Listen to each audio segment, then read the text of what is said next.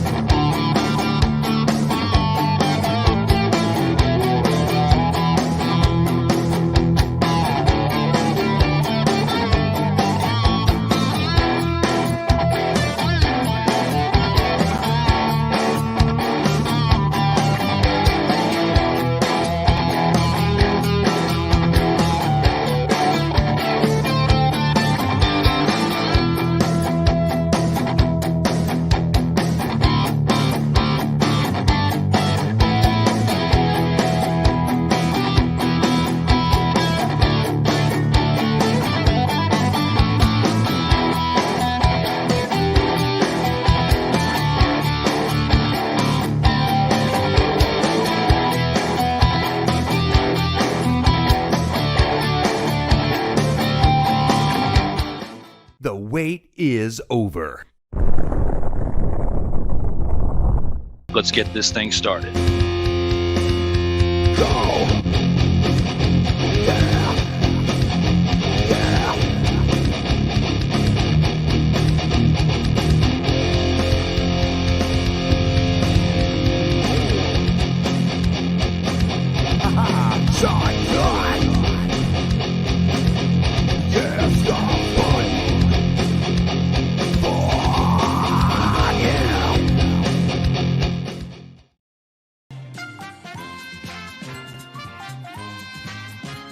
Welcome, one and all, across the nation and around the world. I introduce you all to the Inner House Sports Debate Best of episodes 91 through 100.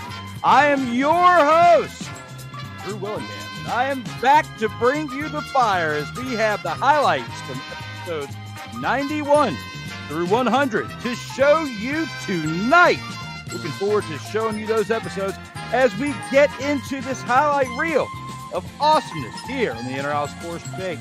A vault of fame packed full of greatness that you will see on display for these episodes 91 through 100. And to get this started, after taking a little bit of a hiatus, we've already been down that road and explained why that was the way it was. 91 was the first episode of the Inner House Sports Debate to just be solely on Sertoba Media after, for quite some time, being mainly on Legacy Maker Sports Network. The episodes were shown on Sertoba Media's Facebook and Twitter page, but never had a YouTube channel established enough to where I was posting videos or streaming this live to it. I should have, but unfortunately I wasn't during that time frame. So 91 was the first one. We had 3 subscribers on YouTube. Now, present day, a couple months later, we're now at 90. So thank you all who have subscribed and who are tuning in, watching live or syndicated at this current moment, this show right now. But for episode 91, it was Kyle Nash and I that came in, the returning episode on June 20th of this year, not too long ago, just 2 months back. And here on 91, we talk a little bit of Jacksonville Jaguars football. And Kyle Nash, student of the game, who is one who covers the Jacksonville Jaguars, Duval County, of all places that he spends a lot of his time in, covering that team. He knows very well this team, so he's the one that I wanted to have on this episode. And for 91, you can see what our thoughts were when it comes to the front office offseason moves when it came to the Jacksonville Jaguars. See what we got to say for this one. Office offseason moves will reinvigorate the Jacksonville Jaguars into becoming a playoff threat this season. Kyle, how do you feel about this topic at hand? Do you agree with the statement? Are you in, or are you going to be out again? I feel like such a negative Nancy. I hate to do this to you, but in the words of Mark Cuban, I'm out.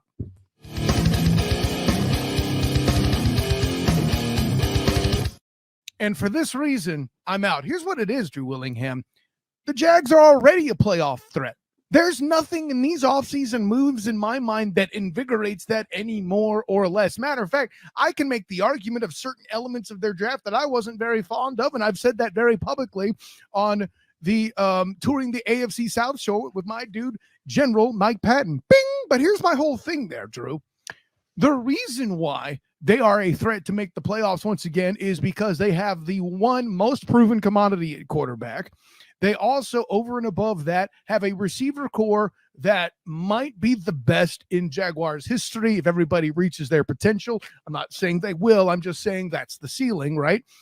It's a whole situation where I'm more wondering with their offseason moves why they haven't addressed the defense more. Not only did they lose Arden Key and other key players in the middle, and they moved off of Shaquille Griffin at corner. I got no problem with that. That was a good business decision. And even as a UCF guy who I enjoyed covering his brother when I started there in 2017, covering the Knights on a regular basis, not quite yet with the black and gold banneret as I do now, bing, but whatever. The punchline's this, Drew Willingham. The reason why the Jags are a playoff threat again is because somehow or another, this might be the easiest schedule I have ever seen a division winner come back to overall. I get it. The other teams in the division have all at least somewhat gotten a little bit better, except for maybe Tennessee, but there's a whole lot of red tape there that I need to talk to my dude Cortland Griffin and the aforementioned General Mike Patton before I really know what to think about the Titans and what they're going to do. But I believe the improvement is real with the Texans upcoming. The draft they had was phenomenal. The Colts, much the same. They're not rebuilt yet, though. And there's a lot of youth at the quarterback position for these three teams if you're counting Will Levis for the Titans as well. I don't think he starts at week 1, but he will before the year is out. Trust in that. The punchline is this, Drew Willingham.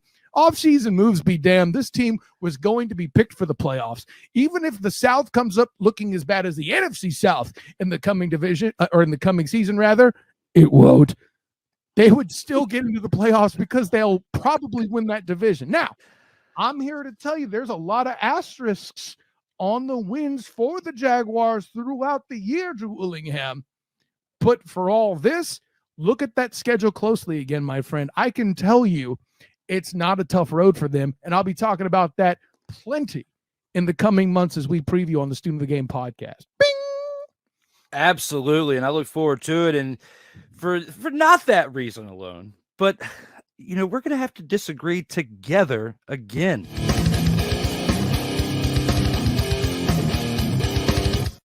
All right, guys, when you really break down the Jacksonville Jaguars moves this offseason, let's start with the most recent, okay? It's a lot of no names. Latavius Brenny, okay?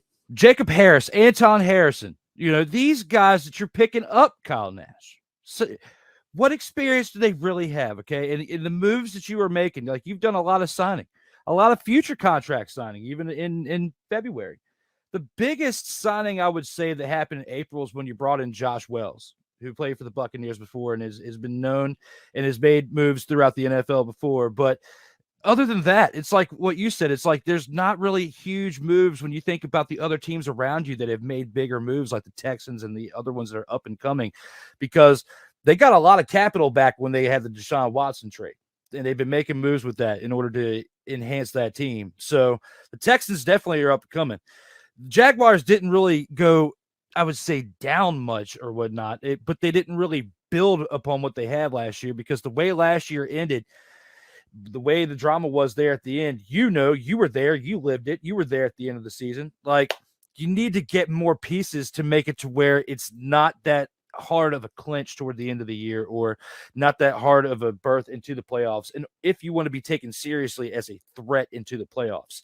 And when I think about the moves the Jaguars made this offseason, I don't really see them being impactful to where you can see them getting a division clinching or a record or whatnot, because with what I've seen just coaching baseball, and it's nowhere close to professional, okay? It is semi-pro, but just seeing it and being a part of that, it's like every win is important, especially when you got like a 14 or 16 game season, which is close to what the NFL has, right? So each and every game is important, not just one differs from the other, because if you don't finish strong with a great record for seeding wise, you're not going to get that first round bye of the rest, or you're not going to get the home field advantage to where you can have an impact on that game, because home field advantage does make a difference when it comes to the playoffs. But not just that, the personnel that you have around you. And when I think of the personnel changes that were made by Jacksonville this offseason, they just don't entice me to think that they're going to be a playoff threat this upcoming season. There's a lot there that, and if you're speaking to the defense, I'm with you every step of the way. They're still kind of evaluating their first overall pick last year in Trayvon Walker. And by the way, You're sailing Anton Harrison up the river before game one. That could be the next big staple of the offensive line. But my friend, as you were kind enough to correct me as stat boy Tony Reality on Pardon the Interruption back in his youth, well played by the way, with the number of years, because I had forgot, it's 3 championships now, not 2, because this one's done, dummy. I would be remiss if I didn't point out to your omission of the Calvin Ridley acquisition. Yeah. But hey, that was last year. And what did he was out. Right. And now he's in. But he's been out for an entire year. It's not, you can't think he's going to make the same impact that he did before he was suspended. I'm telling you, he won't have to. What? See how is he going to keep his phone down and not make bets? What? I mean, come on, man. His lessons learned. If he's back in half of what he's talking, his lessons learned. What I'm saying is this, though, with Calvin Ridley, if he's 75% of what he was in this receiver core, whose top 2, by the way, had numbers that rivaled Jimmy Smith and Keenan McCardle, guys you've probably heard of. Yeah, not just in Jacksonville history. Back with Mark Brunell, yeah. They surpassed them in production. Statistically, okay, that's the part that goes under the radar here. Now, most of it is from Doug Peterson pencil whipping people, but guess what? I'm sure Tom Coughlin did a little of that, though nobody wants to talk about. But I digress. The punchline's this: to get another piece in the building, the likes of Calvin Ridley, and another toy for one Sunshine Trevor Lawrence, who's another year removed from being mired in Urban's coaching, which, by the way, I believe is a piece that's really getting left out here, right? We are, a year and change removed from clown masks in the stands, and now we're talking about a football team that won a playoff game and darn near took advantage of Patrick LaVon Mahomes II being injured. Chad Henne came in and did his thing, man. There's a reason why they got to that Super Bowl, and none of that happens without Chad Henne taking care of business in that playoff game to take the Jags out. But their shortcoming again was their defense. The Chiefs took advantage of that. But I say all that to say this: Calvin Ridley may have been a last year acquisition, but he's going to render dividends this year. Does it count as an offseason move here? I guess not. That's fair. But that's why I'm out. It's not this year's offseason moves that are going to make this roster improved. Calvin Ridley's the biggest one, in my opinion.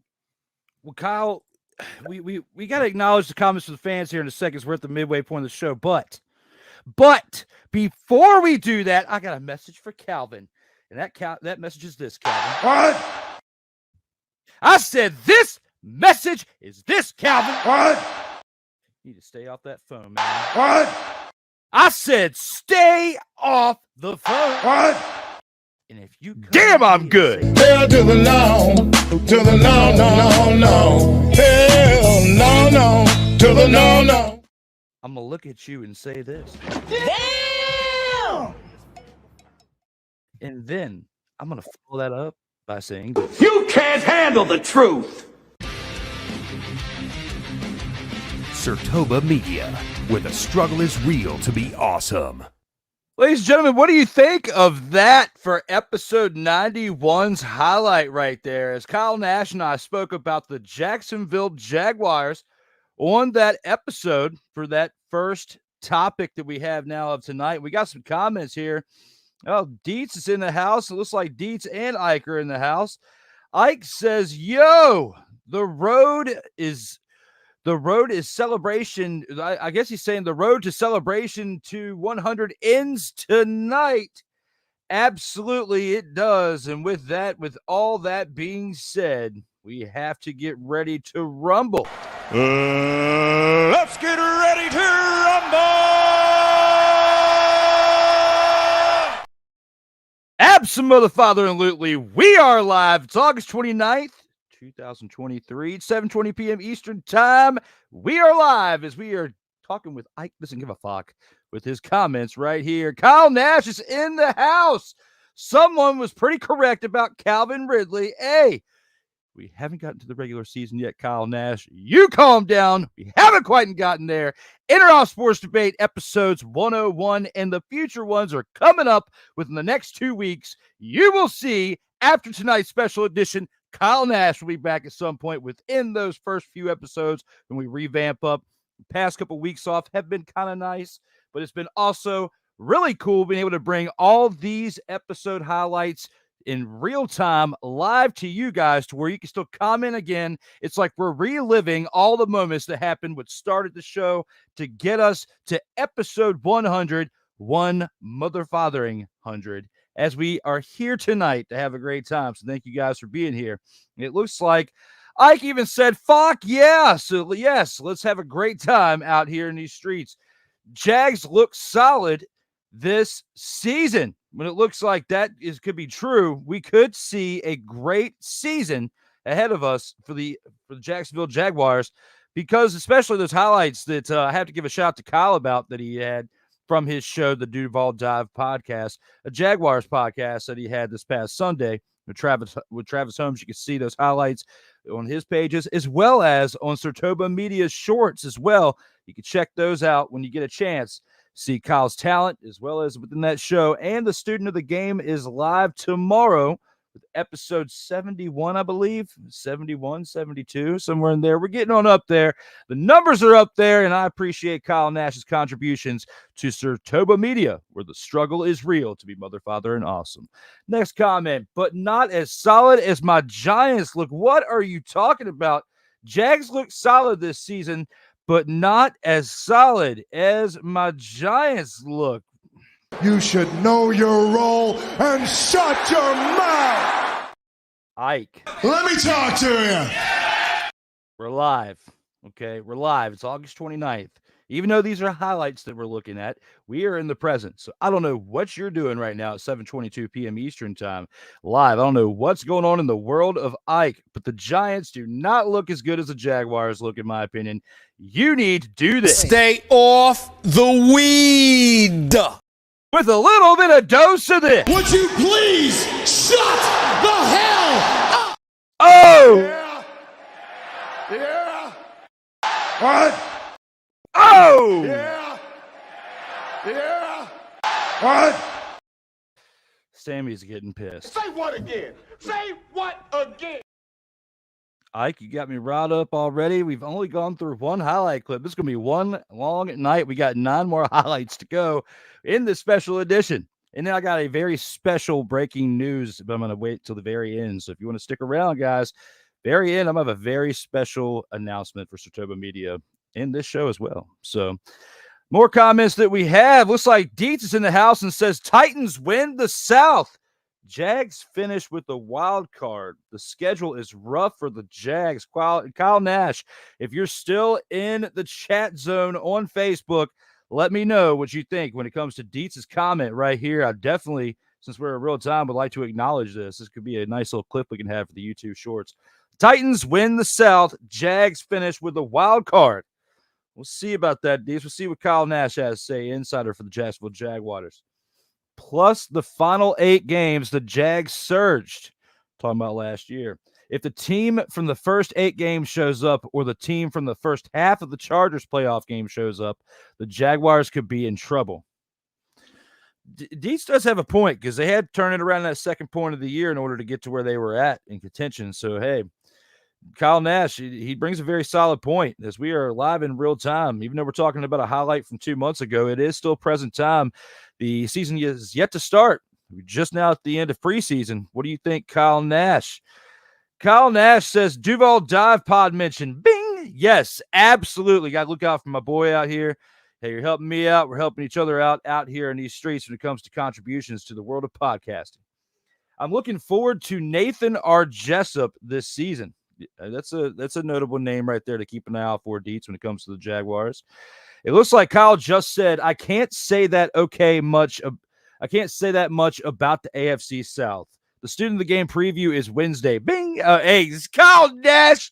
Kyle Nash. Look at that, Dietz. Awesome plug.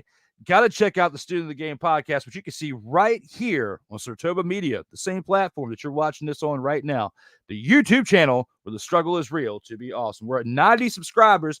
Help your boy before we get to the fall season. At least get to 100. That's my goal. Let's get to 100 subscribers. Just 10 more. Just 10 more. Get your grandma to subscribe, your mom to subscribe, your sister to subscribe, your brother to subscribe. Look out for your boy right here. I'm just asking for 10 more subscribers, and then we can go even higher than that. The sky's the limit after that, but at least help me get to the ceiling of 100 so that way I can smash through that at some point. But we got to get to 100 first. Help your boy out. Hit 100. Click that subscribe button on YouTube. Other than that, guys, we've gone through all the comments for the first highlight here for episodes 91 through 100. Oh, actually, no, we got one more that just came in. Deet says, the final game is in Tennessee. Last year, it was in Jacksonville. That will be the difference. Kyle Nash, I look forward to seeing what you have to see about that. Dietz does bring a solid point to that. You got to see what Kyle Nash has to say with that. Smash subscribe, my man, right here when it comes to smashing that subscribe, and I'll give you the Yippee-ki-yay, motherfucker. Everybody deserves to say that when they have accomplished something nice, and you will accomplish something nice by having this in your arsenal of videos every time you click on YouTube, as you'll be subscribed to this channel. Titans got swept last year, says Kyle Nash. And then Dietz says, plus Jags have Chiefs and Bills in cross divisions. Titans get Miami and Los Angeles Chargers. But Dietz, Kyle Nash kind of threw some shade on top of that, and he actually soiled on top of what you were saying as you were saying it, even though you're on two different platforms, which is even more hilarious. You got Kyle Nash on Facebook saying Titans got swept last year, and you got Dietz on YouTube saying, plus Jags have Chiefs and Bills in cross divisions. Titans get Miami and Los Angeles Chargers.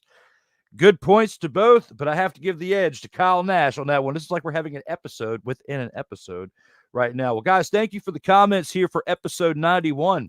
We're going to take this to episode 92, and this is where Ryan McCarthy joins me on June 27th, and we talk about the New York Jets and how I feel, or he may feel, either one of us, that they will suck regardless of their additions. And you'll have to see how one gets amped up in this episode when it comes to episode 92 with Ryan McCoffey. Here we go when it comes to episode 92. See how I get amped up just like this in this episode. Offseason additions. The New York Jets will not advance past the AFC Championship game in 2023. Ryan, how do you feel about this statement at hand? Do you agree with the topic? Are you in or are you out on this one? Even though I'm a New York Jets fan, tried and true, dyed in the wool, bleeding green, although I should go to the hospital for that. I'm actually in for this one.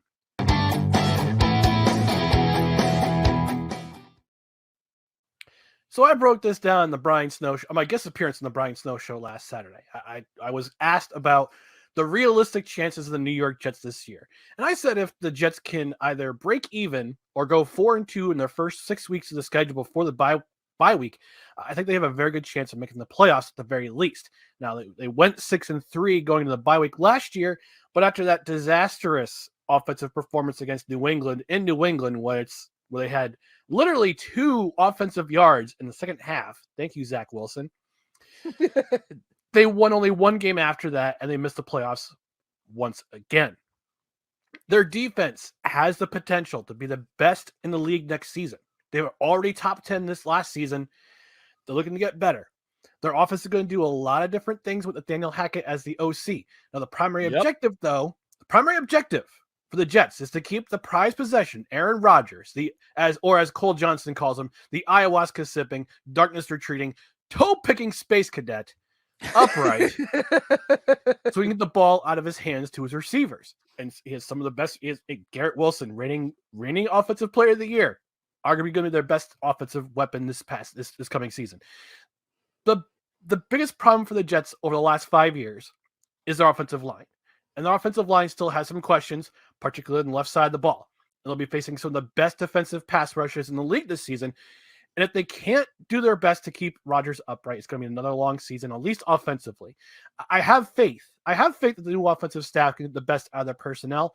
But there are too many good teams in this league, in this conference. The Chiefs, defending champions, the Bengals, the Buffalo Bills, who are in their division. You still got some solid solid teams in San Diego, who I've jokingly called their head coach the Aaron Boone of the NFL, because all he relies on is analytics and not touch for the not touch. But there's still some good teams out there. Miami's a decent team. They just need to shore up their offensive line. Their defense is pretty solid. There's a lot of good teams out there. I think Cincinnati, Buffalo, and Kansas City are too good right now for them to be overtaken. Now, I wouldn't say that. I would say that an offense and a playoff berth is not out of the question, but I don't see them getting to the conference championship at least this year. Yeah, it's going to be interesting to see how things pan out, but for the sake of debate, I'm out.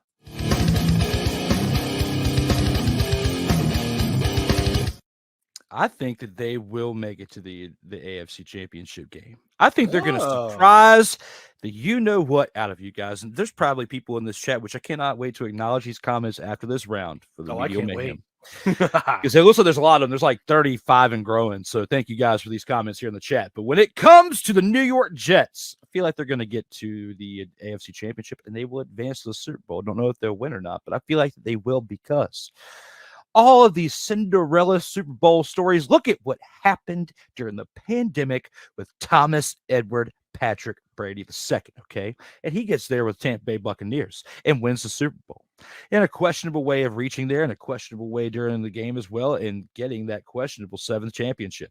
When you think about all that, and you think about the fact that Aaron Rodgers is approaching 40 years old, he doesn't have much more time left in the tank. Drew Brees got to 41 and had to hang it up, okay? He did get inside of his 40s, but he didn't make it to 45, got to 41, got the blank beat out of him, and had to take a seat. Couldn't play anymore, okay? Mm-hmm. Same thing could happen in New York. So it's make or break this season, I feel like, because you got your best chance. They picked up these pieces. They picked up a good portion of his old team from the Green Bay Packers.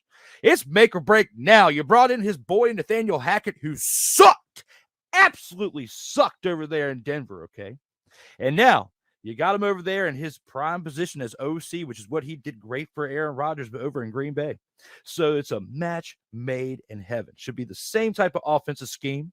You got similar players. You pick up a Super Bowl champion in McCole Hardman, okay? Yep, when you throw all that into the equation, along with the good team that they had around them that they had established, it still was making bad mistakes last year, but that's because of the quarterback play, the inconsistencies of the quarterback play. Everybody around him, the running back, everything. He still needed a little bit more help at the wideout position, but everything else, offensive line and running back, you just needed a few more pieces and an actual competent quarterback that knew what system you were playing in, because Zach Wilson was spending more time chasing MILFs than he was chasing the ball around the field and actually getting the thing taken care of. Chasing Cougars and not at BYU, mind you. On the campus or off the campus, he was still chasing them. And I have to give it to him for that and give him the acknowledgement on that part. So when it comes to all that, his mind was not on the football field.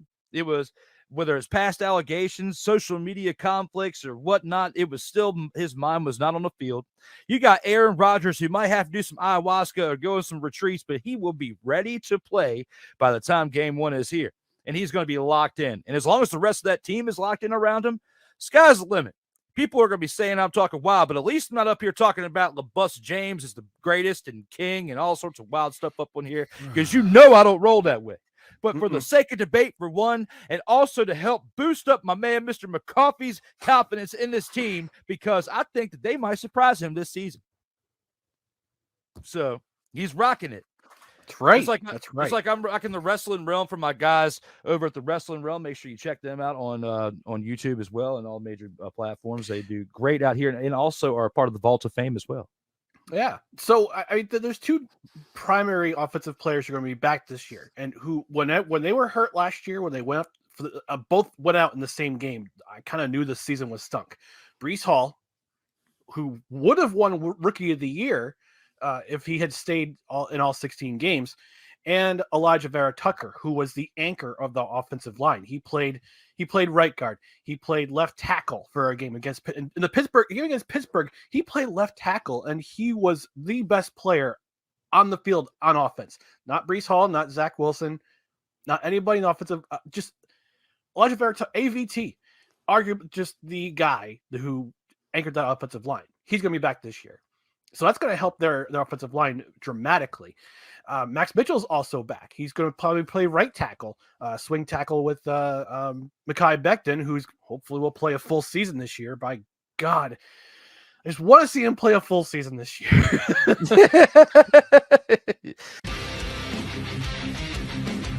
Sertoba Media, where the struggle is real to be awesome. So what do you guys think when it comes to episode 92's highlight right there, and us talking about the New York Jets with Brian McCoffey? Holy shnikes, we have a lot of comments to go over. You guys have been very active here in the comments section. Thank you very much. I got to remember where I even left off last time because there was so much comments going on here in the chat. Let's see. Jags plus Jags. Yeah, we went through that, and the Jets are winning it all this year, says Ike to start this out. Ike, when it comes to your take right here. Hell to the no, to the no, no, no, no. Hell no, no, to the no, no. I'm sorry, bro. It's just not happening. Jets are not winning it all this year when it comes to your take right here. Kyle Nash says, McCarthy delivering truth when it comes to not hot takes here. Jets open with an awful schedule to open. Yes, absolutely. I agree with that, Kyle Nash. Jets and Giants Super Bowl this season. Battle for New York. You should know your role and shut your mouth. Let me talk to you. When you look at this take right here, the Jets and Giants winning the mother-fathering Super Bowl, people are doing this right now.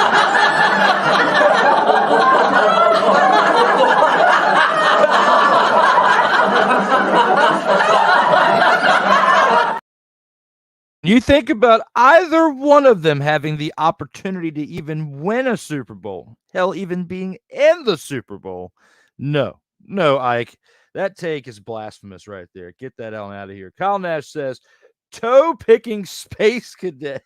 Yes, very well said in that episode with Ryan McCoffey. Holy shnikes, you hit 100 episodes already. Damn, Drew. I am the game, and I am that damn good. Facts. That's how it is. Sorry, guys. Seriously, congrats. That's a hell of an accomplishment with everything you've been through. Yes, thank you for even acknowledging that, Melvin. So, yeah, definitely to hit 100 episodes this year. With everything that's gone down, and especially over the past couple of years, it's a cool feeling to get to 100 episodes, man, and to be able to celebrate that. And tonight we're doing that. Tonight we're celebrating episodes 91 through 100, and soon we'll have episode 101 here in the next 2 weeks, which I'll announce the date and the time frame for that at the end of the show or end of tonight's edition. So, but seriously, congrats. That's a hell of an accomplishment, he says, and I can't reiterate it enough again. I appreciate that. McCarthy may have faith, but he needs more faith than George Michael to believe in the Jets O-line, says Kyle Nash. That's beautiful. Great, Kyle Nash. I love it. Melvin, says Ike. Ike is hyped that Melvin's in the house. What in the mother-fathering world, Drew Willingham? He says, to my take with the Jets. I hope the best for the Jets. The late, great Geno Naz, my best friend ever. Biggest Jets fan I've ever known, but I still cannot believe in the Jets until they beat the Patriots on the field. Yes, Deets does speak some truth. My man Brad Arthur's in the house. Is proud of you, bro. I'm happy to see you in the seat. Haven't seen you since I worked with you. Congrats on your journey. I appreciate that, man. That means a lot. So to get those words out there, definitely appreciate that. You are right about Hackett, though. Denver vacuum with the laughing emoji. Ike, are you giving a fuck today? Says Melvin. Looks like you are since you predicted a whack ass Super Bowl. Had to read the emojis for a second to figure out what in the father was going on when it came to that. 14 straight times the Jets have played the Patriots, and 14 straight times the Jets have found a way to lose, says Dietz. BYU or Houston, for that matter, Mr. McCarthy. Hashtag Cougar Chase. When it comes to until that changes on the field, I cannot put the Jets anywhere but basement dwellers in a very competitive AFC East. Dietz does have a pretty unique take on that. What do you think there, Kyle Nash? Yeah, Melvin, I am. While Dietz is on his soapbox, says Ike. Ike feels like Dietz is on his soapbox today. Dietz, let us know how you feel about what Ike said. Breece Hall and Garrett Wilson would have split Rookie of the Year votes if Hall stayed healthy. That's a very good take there, Kyle. I definitely agree with that too. What the fuck is Ike saying? Hashtag Bishop Bullwinkle. You want it, Kyle? You get it. Hell to the no, to the no, no, no, no. Hell no, to the no. Ladies and gentlemen, it is August 29th. We are live. It is 7:41 p.m. Eastern time. And if Kyle Nash wants a Bishop Bullwinkle, I'll even give him another one. Hell to the no, no. Hell no, to the no. Having fun out here in these streets. Next comment. Yeah, he hit 100. Hashtag Tribal Chief. Yes, a dude. Yeah. All right, cool. 100 episodes, my man. Dietz is eating Tide Pods when it comes to the Titans. I got to bring the Wonder Bread quote.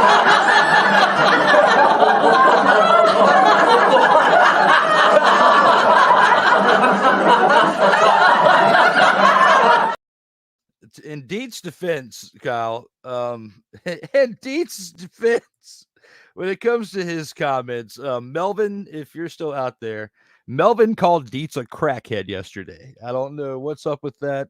Dietz, if you want to defend yourself in that, it happened during this edition yesterday during episodes 81 through 90. If you want to defend yourself for being called one quote unquote crackhead, please feel free to do so in the comments below, in the comment section below.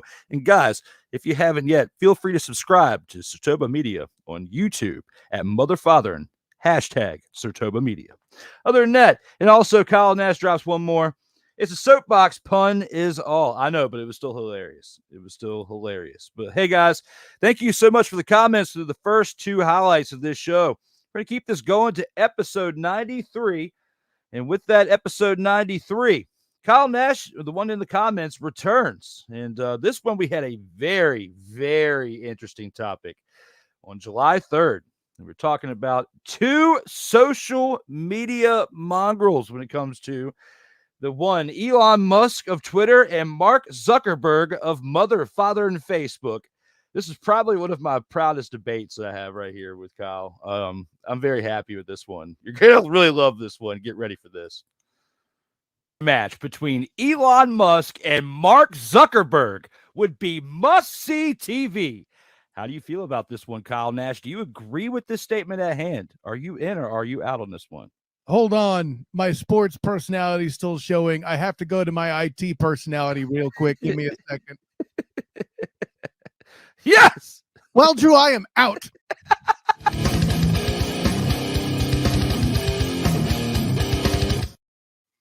Listen, at the end of the day, I know people have gotten really excited about YouTube personalities boxing each other, and apparently Logan Paul's a celebrity now for something other than being a total scumbag with his brother on YouTube. Hashtag I get it.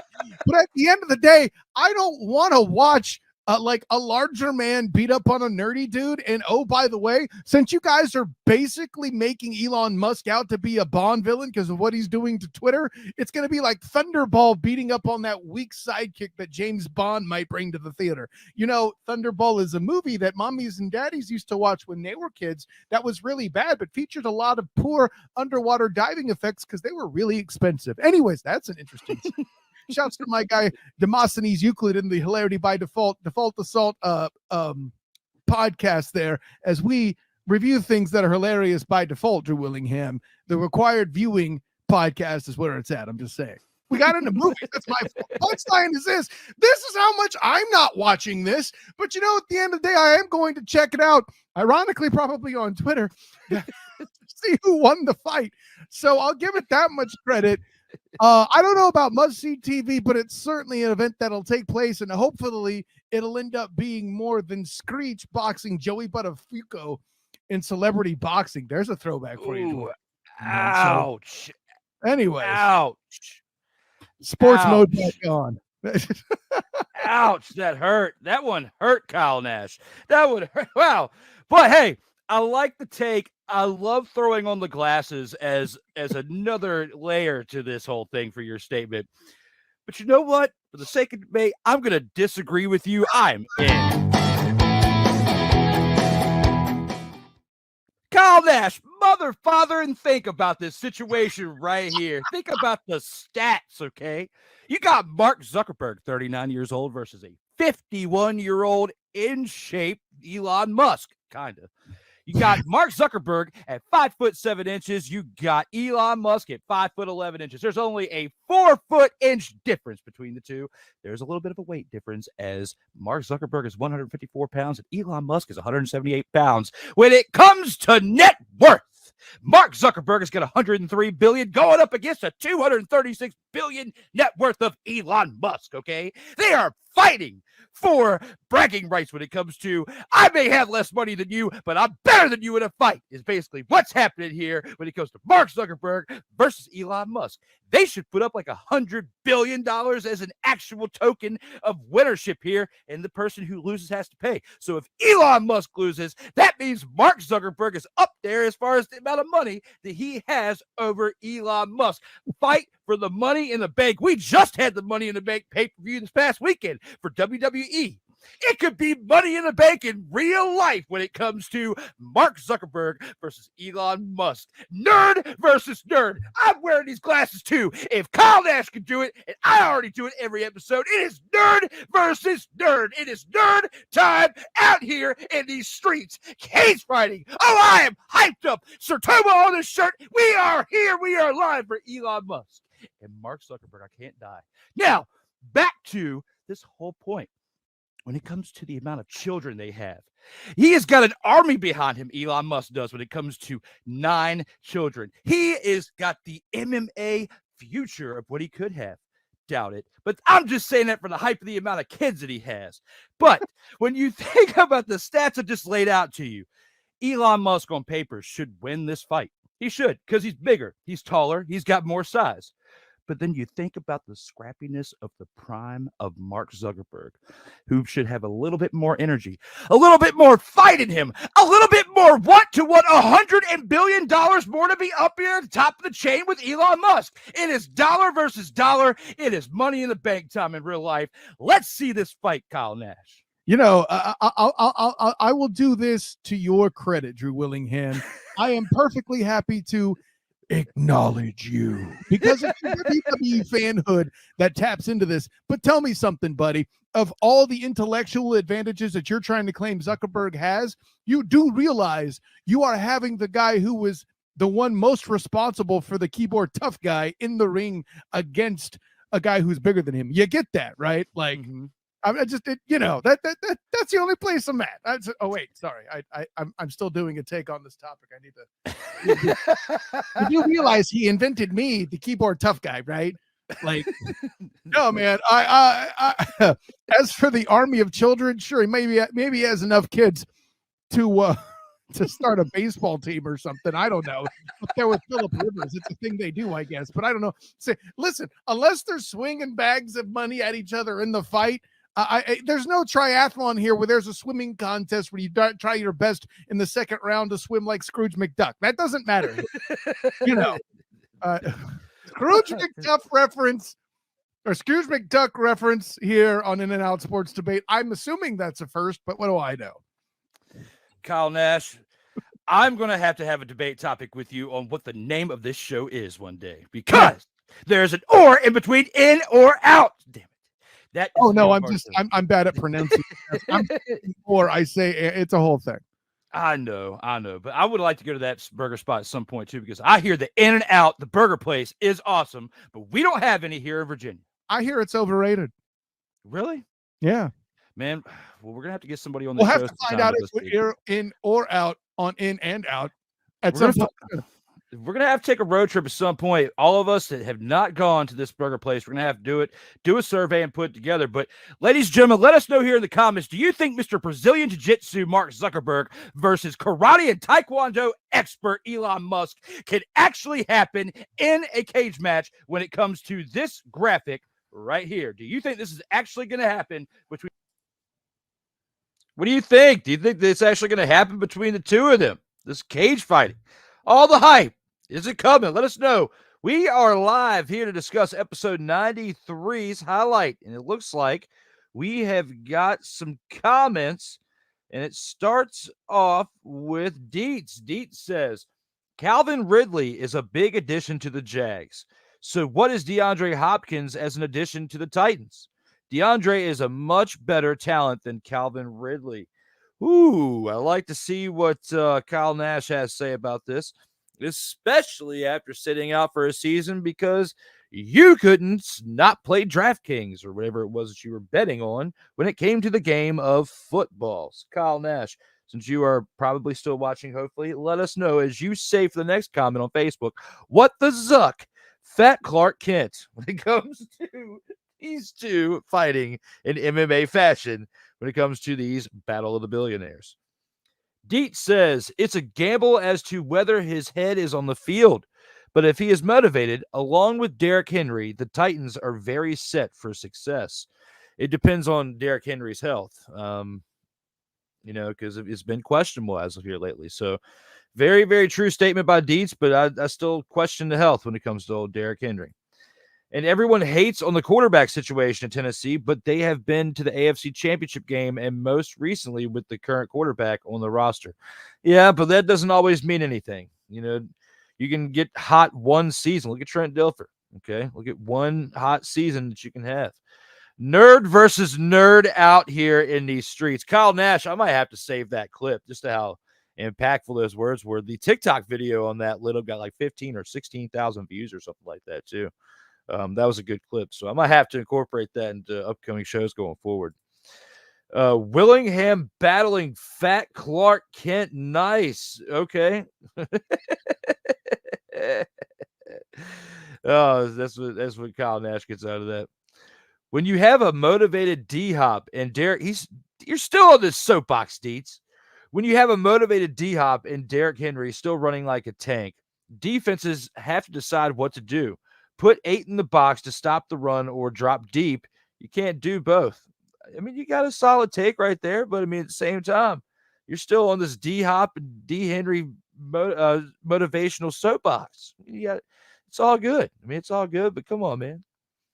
If the quarterback, whoever it is, just doesn't turn the ball over, the Titans will be a tough out each and every week. Yeah, I mean, I agree with that statement right there. But the D-Hop and D-Henry, man, just get away from that part of the discussion of it. Just bring up other points to that. In-N-Out Burger is used as currency in Las Vegas. It is that good.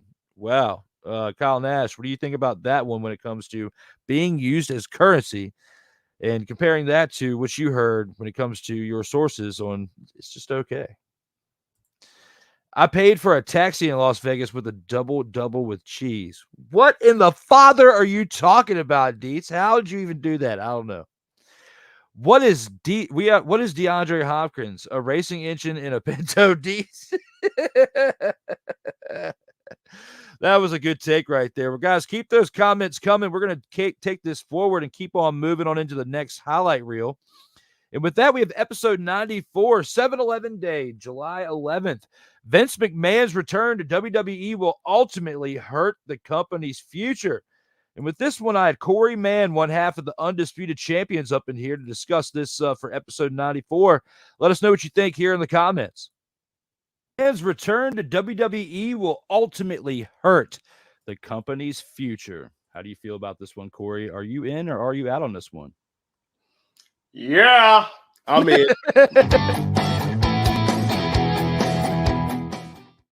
Man, it's absolutely ridiculous. And we already can see the fingerprints of Vincent Kennedy McMahon all over these changes and stuff that's going on in WWE right now. You can tell the script is being changed, matches being cut, workers, just the actual superstars. You can tell that they're discombobulated Everything outside of the bloodline is in question right now.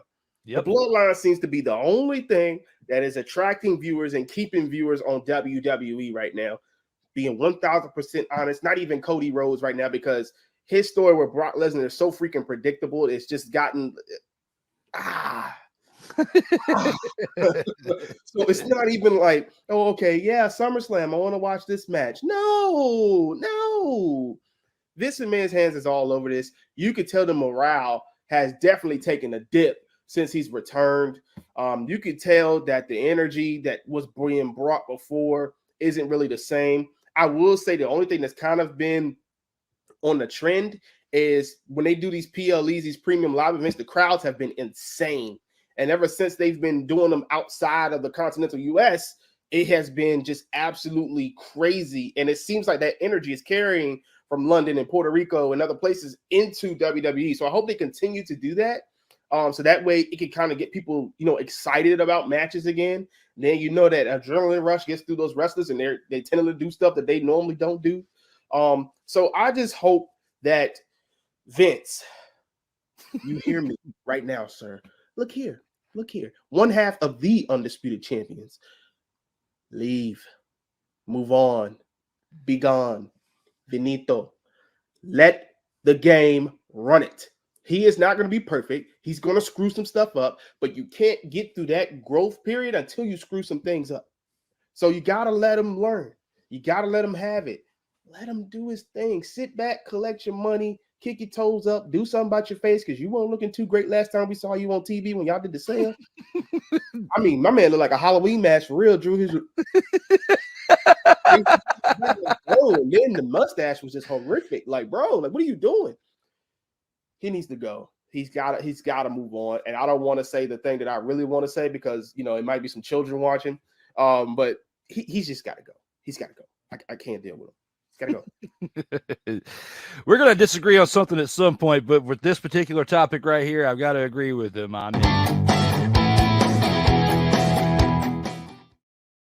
Vinnie Mac, you just can't handle the fact that Triple H is there. I am the game, and I am that damn good. Because he is. And just like Corey said, you can make mistakes here and there. Nobody's perfect. We're all human beings. We're not going to do everything 100% all the time. But in your mind, doing things 100% is still like 14% when it comes to what everybody else is viewing on TV. We don't want to see half the stuff you're putting out there. Except for the Bloodline story, which the better half of it now has been written by Triple H and has been going on with that creative team that's been there. Your hands have pretty much been out of that. Things have actually gotten better since you left. And then now you came back and it's so good that you know that you can't touch that one. But the other things that you're touching and messing around with, I just disagree with the direction of where you're taking this company. And like Endeavor, the deal for the long-term factor of the company, I feel like was a pretty good move business-wise. The one thing that I don't like that's a stipulation it's part of it is that you have to be part of like the leadership team of WWE in order for this transition to happen, which you negotiated within the deal because you still had veto power over these things because you are at the top of the chain with the majority of the ownership shares within the company. So, and that's an exercise right that Corey, you, myself, or anybody else who was in that position may actually still exercise, and we probably get the heat that he is. I wouldn't have been in all the scandals that he's been in, because of that's just a morality thing. Like, the things that he does with, especially with like the graphic that I have for this mother, father, and topic right here for round 2. I mean, look at him right here. Look at Vinnie Mac in the ring with all those Playboy playmates. It's a little bit of Photoshop action, but hey, it's still what he would do in the backgrounds of the aftermath of the show. The after show parties were happening in Vinnie Mac's locker room. And hey, that's just how he is. Morals aren't a thing for Vinnie Mac. That's not neither here nor there for me or Corey to answer because we are better people out here in these streets than that. And we would run the company a little bit better than what Vinnie Mac would do.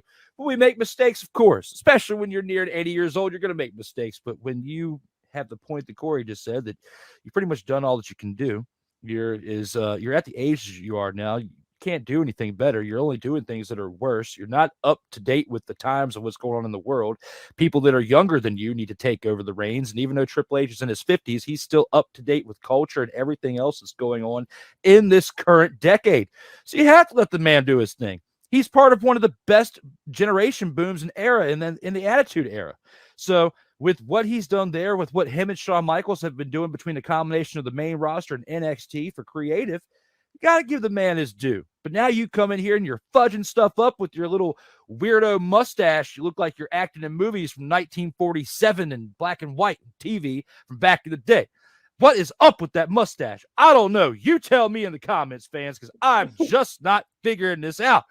But when it comes to Vinnie Mac being in the WWE, do I want him there? Hell to the no, to the no, no, no, no. Hell no, to the no. Sorry, I was getting down because I love it. I love it. You got to get down with that. But when it comes to Vinnie Mac and being a part of this situation, he needs to do this. You should know your role and shut your mouth. Because when Triple H actually gets 100% control of the creative, like back to where it was in this point last year, it was about a year ago when he had to step down and Stephanie took over because of all the allegations and everything they were on him. If the second that Triple H gets to the feeling that he had around this time last year when he was taking over creative, it's going to be a situation like this. I think I got my swagger back. Oh. You know it, and I know it. Let's get ready for it. When that will happen, we don't know. I'm telling you. I mean, look at the bottom of the graphic. Look at this man. Look at him. Look at him. Be like a Dollar Tree Charlie Chaplin or something. Like, I mean, it's just ridiculous. What in the world? Look at him. Whew. Ain't no money in the world can save you from aging, dog. No, ain't in no amount. No amount. Ike disagrees with us. Of course, Ike would. No shock. He says Vince is God, Corey. Give me a second, Drew. Hold on 1 second, sir. Hold on 1 second.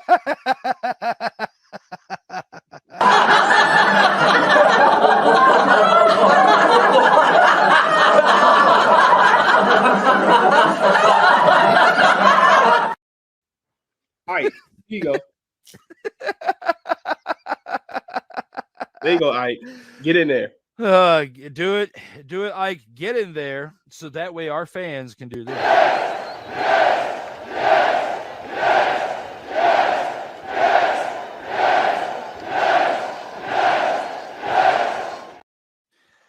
You know, no, I'm going to save that one for later. All I can just say is That's terrible. Oh, man. Guys, keep up the comments. Keep up with the show and what we got going on so Ike isn't the only one with these outlandish comments.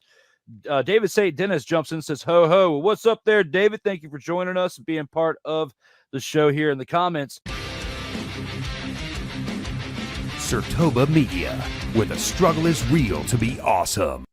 Well, guys, what do you think when it comes to episode 94, us discussing Vince McMahon's return to WWE will ultimately hurt the company's future? And it looks like we got a bunch of comments here in the chat. Ike starts it out with, Deets, what are you talking about? With the laughing emojis here in the chat. I told you guys, Deets smokes. Melvin, lay off Deets. Don't give him too much with that. That's a little bit too harsh now. Let's not go too much with Deets. Is this a new show? Latina and Callie, this is not a new show. This is like a special edition. We're celebrating the best of episodes 1 through 100 and doing 10 episodes per edition. We started off with 1 through 10, and yesterday we had 81 through 90, and today we have the final edition to at least get caught up on the current amount of episodes. This is 91 through 100. I felt like to celebrate hitting 100 episodes, it was a good accomplishment enough to have a 10-episode special edition to celebrate the highlights of those episodes. So to answer your question, that is what we're doing tonight. When it looks like, Melvin says, looks like he sleeps in a covenant, praises the almighty Drano Max, and smokes too much meth. Melvin, that's not nice. But Whether you feel that way or not, you guys take that up on your own time. Let's be nice to one another out here in these streets. Does anyone know what mortality is anymore? Hey, that's a good question to ask, Latina and Cality. It's a very good question to ask. Hi, Latina, says Ike. Ike is back in the house saying, Melvin, that was amazing, with a bunch of laughing emojis. Double with cheese is what they call a burger at In-N-Out Burger, and you got to get it animal style. It's fantastic, says Dietz. Okay, I'll keep that in mind. I stand by what I said. Vince is God, Corey. I don't know about all that, Ike.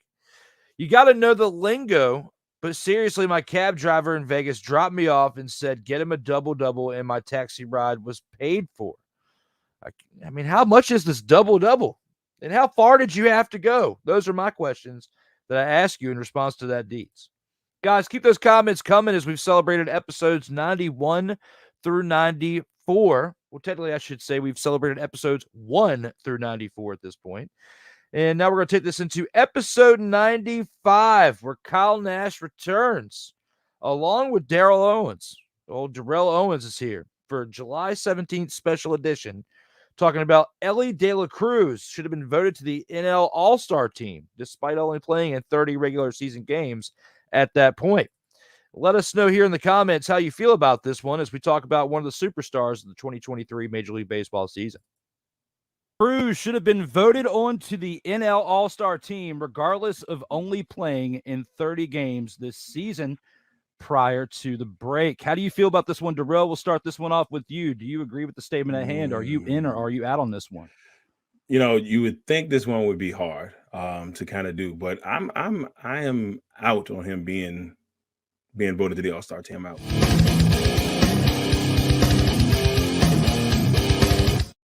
Look, I understand the hype. You can get energetic about a player, and you see this guy come in. He brought a spark plug to the Cincinnati Reds team, and he's bringing an energy like no other.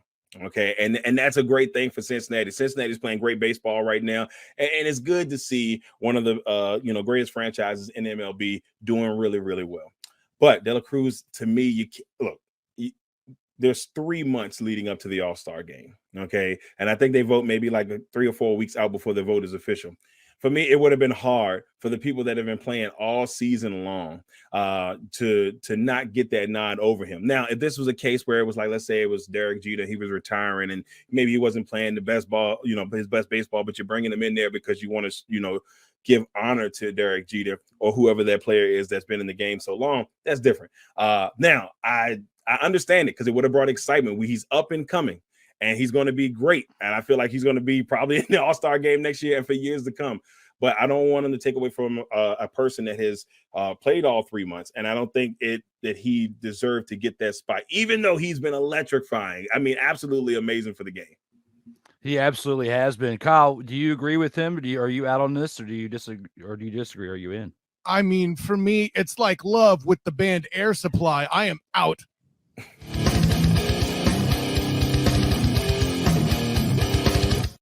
Now, I get it. De La Cruz pumped everybody up. I hear you over there, Darrell. I get everybody's pumped up, going on with what De La Cruz was doing so far. And listen, I'm not a baseball guy, but here's my whole thing. The unfortunate thing is he didn't get enough votes. I'm not going to compel fans to cheer for a guy who's played a third of the games that guys participating had the potential to going into it. And I know Darrell brought up the point that the voting was locked in 3 weeks ago. There's 162 games. He played less than a quarter of the season because Matt. But Kyle, didn't the NBA let Jeremy Lin in? Don't come in. Linsanity, I forgot about that. Hey, listen, by the way, you know what happens when you're really sick and you still want to watch basketball? That's linfluenza. Hey, what happens when you got a really young kid who's doing really well and you want to drag him and force him into an all-star game because the fans want him? That's lintimidation. These are things that happen. I understand that. Thank you for setting me up for using all the dad jokes with your curiosity on this show, gentlemen. But the punchline is this. At the end of the day, if there's more crying LeBron emojis in Drew's promos than there are on your vote list, I have no sympathy for you. That's great. However, that's great. That's great. I think this does set up is in a proper format. the All-Star game does get him voted in. Listen, interleague play is commonplace now. Why is the MLB All-Star game still American versus national? If you're trying to appeal to the people at large, what happened? And we're already, by the way, trying to build up the World Baseball Classic. Why do we not do it like hockey with U.S. versus the world? I don't know. And in that case, maybe De La Cruz gets in. Maybe that's something we can make happen. I don't know about all that. Me talking about baseball getting younger. I know. Bottom line, amazing stuff to try to think about. But no, overall, listen, I get that he's trying to be. Maybe if he had 40 games, we could have the conversation. But no, not with that. We can't agree on everything. And it has to get to a point to where I got to be the lone wolf. I'm just going to have to do it. I'm in. This one's for you fans when it comes to the entertainment. It's about to be on the other side of this one. But when it comes to the current, before I even get to that point, let me just explain a little bit of how the All-Star voting part works. After a 25-day primary round, the top 3 vote getters at each position, top 9 in the outfield per league, advance in the starters election. At that point, the vote totals are reset and the fans have a 28-hour period to vote on the starters of the list of the finalists at each position. So when you think of the 25-day preliminary or whatnot, that's like within the 4 to 5 day window of when Elly De La Cruz started in the MLB.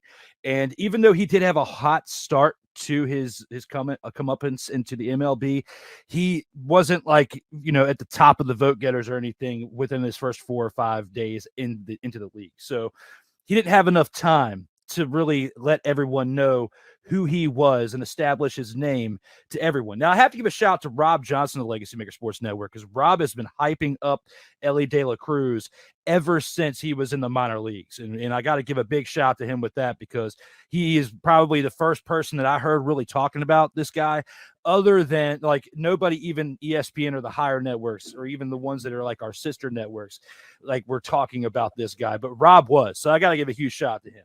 When it comes to this. So that's how I basically started learning about these guys.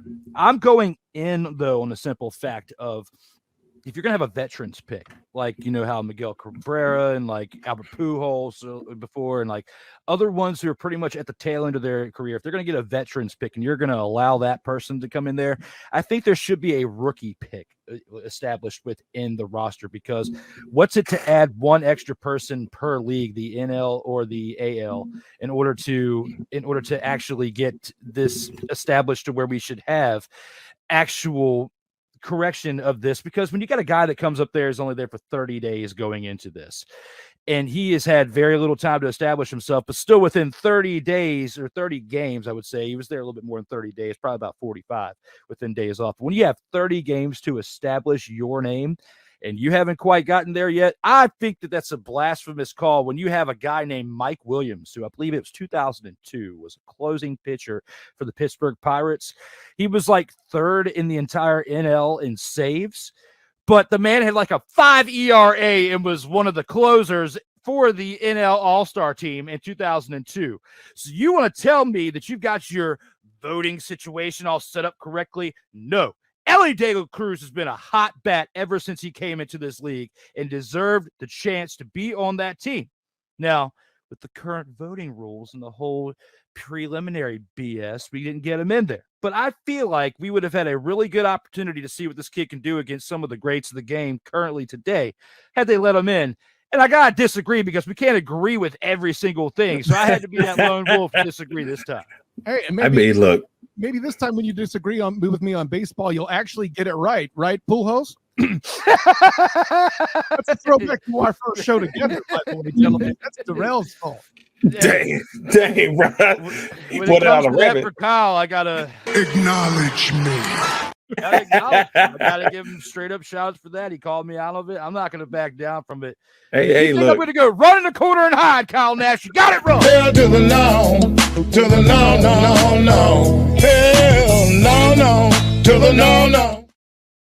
Now, I will agree with you on this, Drew. It would have been nice to see him kind of be out there with the, with the great talent, to see how. I'm not gonna lie, for a fan perspective, it would have been great. I just personally, I'm like, I don't know if I could feel good about the guys who've been, grinding the whole time, the whole season, or at least majority of the season. But I mean, yes, if he would have got in there, I mean, we all would have loved that. Would have loved every bit of that. That's Yeah. Yeah. Absolutely.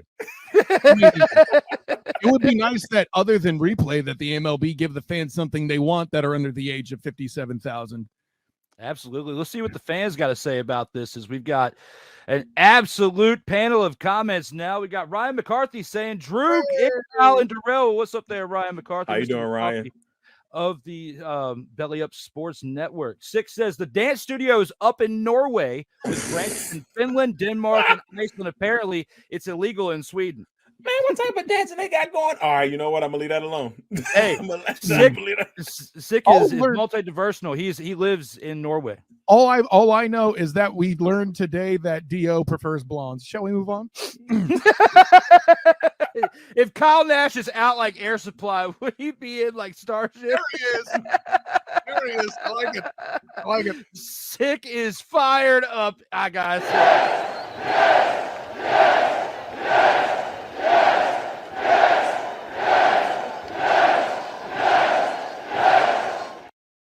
Corey Mann's loving it. Shout out to Corey Mann, who was here last week for episode 94. Gotta give a shout out to my man, Corey Mann. Ryan McCarthy, that's only in Sweden where it's illegal, says Sick. Kyle is going in and laughing emojis. The anti-Jeremy Lin are called Lin Fidels. That's great. Lin Fidels. That is amazing. Thank you, Ryan. Add to the greatness, Ryan. Add to the greatness. That's great. Shout out to David 3000 Network that just hit 1,000 subscribers a little while back on YouTube. Shout out to my guy right there. Really at Sick Diggy, even with all those beautiful blondes roaming that country, said Ryan. Ryan signs off with Dio. There you go. Your show is Monday nights, right? Well, David 3000. My show is kind of whenever I mother, father, and feel like it. Thanks for showing up. I appreciate you. Love you and thank you for being here. The All-Star game has to change. Hell, Major League Baseball has to change or become the next circuit city. Toys R Us. Triple H said it's best. Evolution, adapt, or perish. It should be a wild card pick each All-Star game. I like that.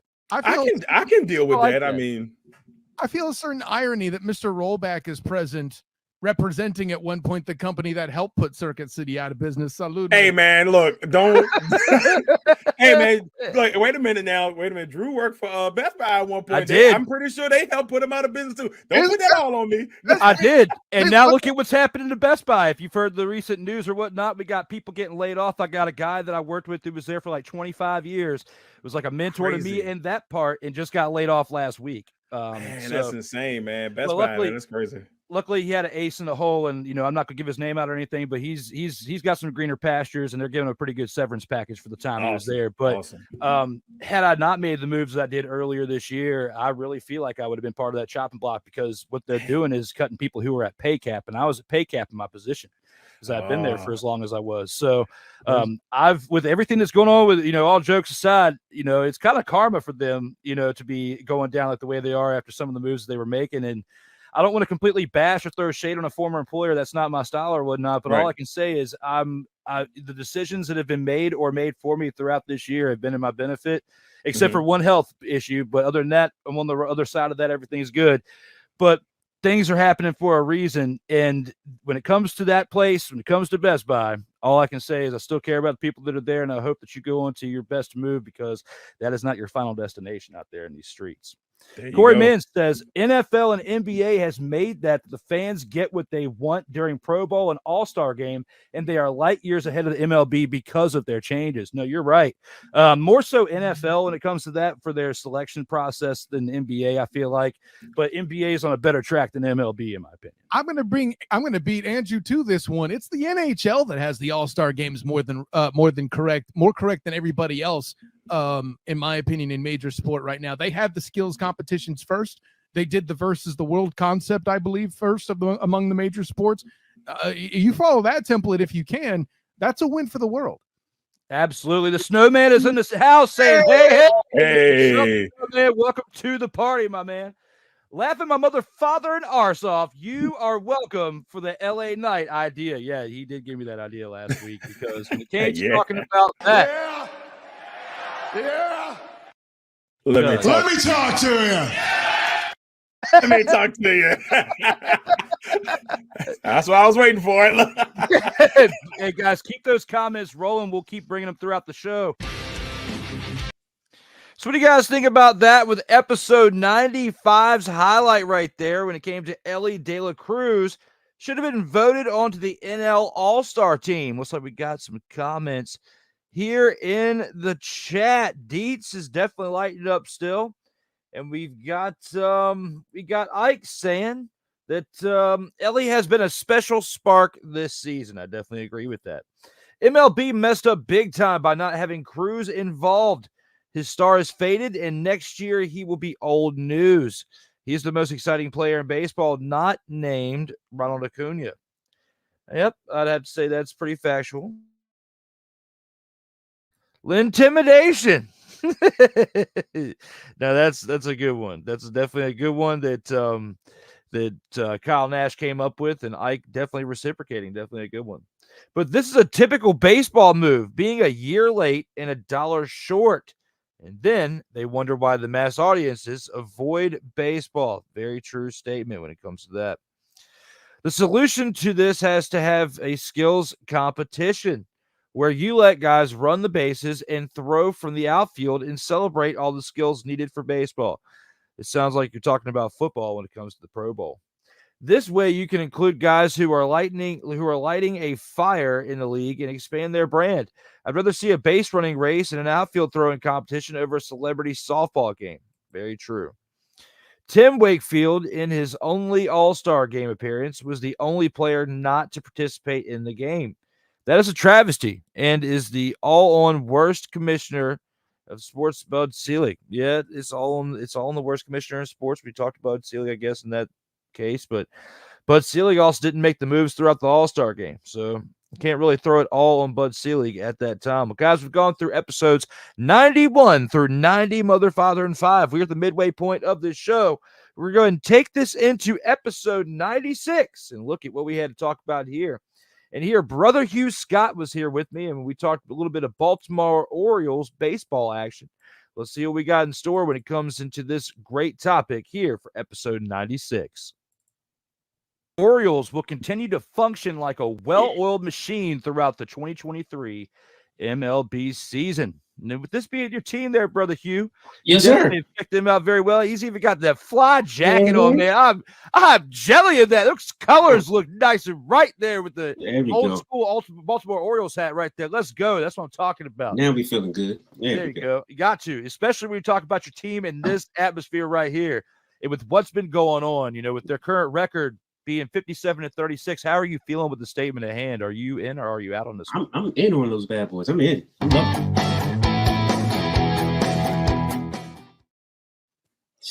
I'm all in on them. It's been years and years since we can actually sit back and cheer for this team, and they're actually contenders, But I'm proud of the baby birds. We have a good, deep farm system.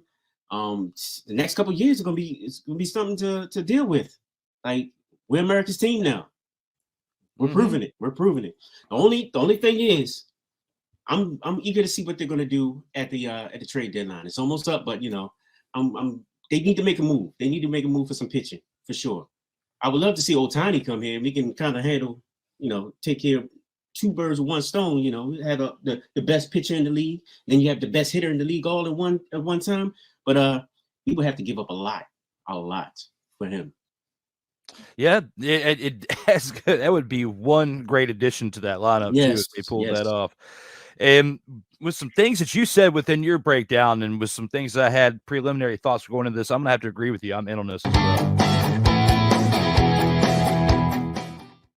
I wish I had the Deion Sanders clip where he's like, "I'm coming," because this team has been coming. Because they are literally looking at people in the face and saying, "You should know your role and shut your mouth." And anyone that's a hater on this team should definitely listen to this. Would you please shut the hell up? Because this team has definitely been making moves for the past few seasons to build a preliminary great team going into this season and beyond. And the results are showing. Now, they do have another team that's in the same division that has the best record in baseball, and that being the Tampa Bay Rays. Tampa Bay Rays have had one hell of a season out here on this field when it comes to Major League Baseball. And then you've got the Baltimore Orioles, not the Baltimore Orioles, but you've got the Atlanta Braves and the NL that are doing some great things too. Yeah. So I got a feeling that out of this division right here in the AL East, you got you got the Baltimore Orioles, you've got the Rays. It's one of those two teams that are going to represent that league in the World Series. It's going to come down to one of those two teams. And I feel like, even though I'm not saying this is a homer pick, I am a fan of the Atlanta Braves. I feel like they're going to get back to the World Series this year because of some things they have been doing within these games throughout the course of this MLB season. So I want to see it to be the Baltimore Orioles and the Atlanta Braves, because my second team growing up as a kid was the Baltimore Orioles, because we had Cal Ripken Jr., and with what he was doing, because he played up until I was about 14 years old. So growing up with Cal Ripken Jr. and my baseball, I love that guy. He was great. And he was Iron Man. He was my B team right there, but it was always the Atlanta Braves. And it could have been because of all those rights that they had on the TBS Superstation. We were just watching all those games every single day. But growing up in the 90s, they had a great team as well. So can't turn your back on them. And they got a World Series not too long ago, so they're definitely looking pretty good. But it's time for the Baltimore Orioles to get back. It's definitely time. 40 years. Yes, sir. Since you won a World Series as a Baltimore. This is before we were even born, bro. It's time to get one in your lifetime. I've had two. It's time for you to get one. I can't wait. I'm just loving that style of play right now. They're going back to more of like a traditional, old school style of play. Hit and run, Ball. Yeah, there it is. Small ball, playing more strategic, as opposed to the last couple of years. It's been more long ball. Nobody wants to see that anymore. Let's play ball. We got a handful of guys. Pretty much our whole starting lineup can run. So we get on the base pass, we cause trouble, and we're here where we are. One game behind. One game. We're coming for the Rays, and remember too, we swept away the Rays earlier this year. So. Mm-hmm. And the Orioles are 8-2 in the last 10 games. Yeah. They're doing great within the last 10 games. And the Rays have been slumping compared to that. The Rays are 3-7 in the last 10 games. Yeah. That's how you've been able to climb up a little bit because of that, because they've been making these mistakes on the field. And, it's not really more so when you look into it, they're not really getting more so hit by the injury bug. It's just that time of the year where you just had an All-Star break. The All-Star break was just recently. So some guys are going to be a little bit rusty that aren't used to taking some time off or whatnot, who may have been in the All-Star game but weren't because they didn't make it or whatnot. So that rust is going to be there because they didn't get the reps during that time. Right. So it's going to be interesting to see how this second half of the season pans out. But when you set yourself up great during the first half of the season, and then with what you've done within the past 10 games, even the past few games since you came back from the All-Star break, it's looking like it's going to be a nice, well-oiled machine going into September. And I look forward to seeing what you guys can pull off. Absolutely. We're going to do it. We're going to make it. We're going to make some Got a few comments, it looks like, throughout this one. Do you remember when Triple H, Randy Orton, and Batista reformed Evolution to battle the Shield back in 2014? I think this is what he was referring to when it came to that stuff, and we were both not picking up what he was throwing down. Yeah, we remember that. That was like Evolution 2.0. Yeah. So yeah, that was definitely good. And David 3000's in the house. Shout out to David 3000, who just recently got to over 1,000 subscribers on YouTube after putting in all the hard work there. Congrats there, my man. He's saying nice color on that. I appreciate that. Watching from Cedar Hill, Texas, says David Burns. Well, thank you, David Burns, for tuning in. Definitely appreciate you watching this episode here. Batista demanded a rematch with Daniel Bryan, but Triple H rebucked. So Batista said, "I quit," and sarcastically waved at the crowd like a beauty queen. Yeah, I remember that. Yeah, I do remember that now. Yeah, so him with his nose ring, and Batista didn't look right with the nose ring. It takes a certain look for a dude to pull off a nose ring and just Batista just didn't do it, man. He just looked weird with that thing on. It might have been he's just too old. I think he's just too old to try it out for the first time, man. When I was a kid, my team was the San Francisco Giants because of Barry Bonds. I'm not mad at him. Now, Sick, was this pre-juice Barry Bonds? Because Barry Bonds started juicing was around 97, 98 when Mark McGwire and Sammy Sosa were starting to hit the home runs. He got jealous because I think it was 98 was his story, he said, because, he hit 40 home runs. He went 40 for 40 or whatnot. I think 40 home runs, 40 doubles or 40 steals or something like that within the same season. And he got jealous because the more praise is going for the home run chase, and what Barry Bonds did was actually harder and deservingly so. But I don't think it's a good reason to do steroids. But not at all. But tell us, Sick, was that your reason? Was it pre-juice or post-juice? Batista had a stud before he was switched into the ring on his nose. I didn't look at Batista like that. I never was really a fan of him, so I didn't look at his face like that. Yeah. I remember him having it when he was older. I don't remember him having one when he first started out. Like I remember him when he first started out as Deacon Batista. I was about to say Deacon. Yeah, yep. Deacon Batista. With Reverend Demon. I remember that. So that I don't remember him having one then, but I just remember being like 48 years old going against Triple H and having a nose ring. It wasn't cool, bro. You were like 20 years too late on pulling that one off. This was before the steroids in 93. Okay, cool. So it was like around the time that he left the Pittsburgh Pirates and came on over to the San Francisco Giants. You were becoming a fan since 93. So yeah, that was right when he came from the Pittsburgh Pirates. And that was like his first year, I believe. It was 92 or 93.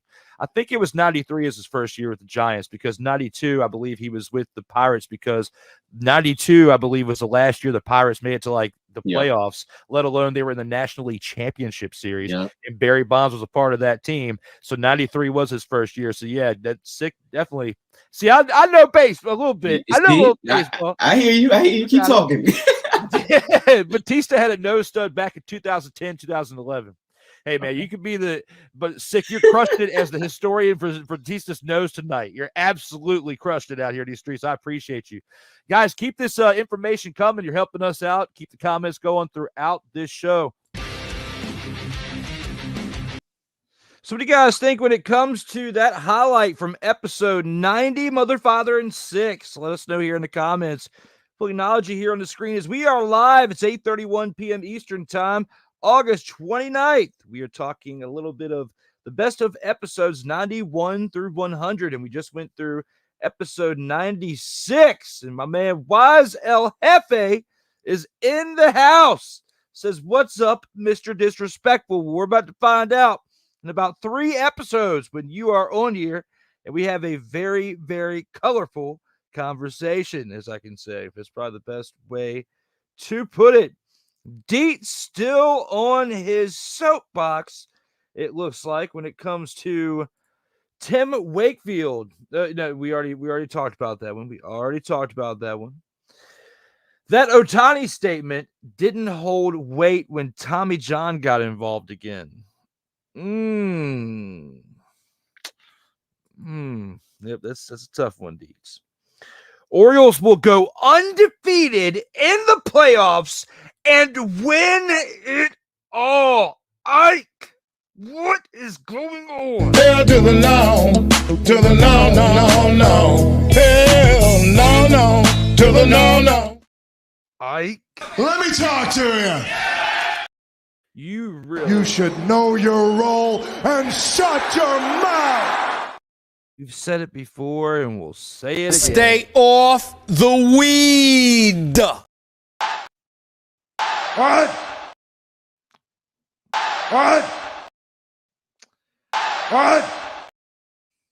Say what again? Say what again? Undefeated, Ike. Undefeated. And win it all is one thing. To be a homer for your team and say, we're going to win it all. We're going to do a great job. We're going to win it all. But you know what? When you sit up here and you talk about going undefeated, Melvin, you're out here talking about Deets doing drugs. You need to question Ike over here. Going undefeated? Ike. Ike, that baffles the you-know-what out of me. Wise got thrown back up here for a second. My man, we'll get to you here in just a few minutes. I don't like In and Out. It sucks. Wow. Well, I guess that burger place, I guess it sucks. I guess I'm not going to have to try it. Latina's telling me over here it's not even worth the try. I don't know, guys. All I can say is that I've heard good things from other people. It's been like on commercials. You travel, you go in a hotel room, you cut them a TV to talk about In-N-Out, but you haven't tried it yet. That's my situation.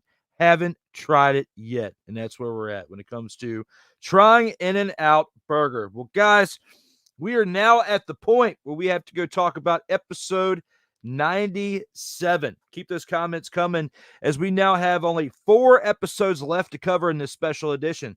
We're going to take this to episode 97 now, and this is just after the fact that Dan Snyder in the Washington Commanders sale finally went through to the new ownership group.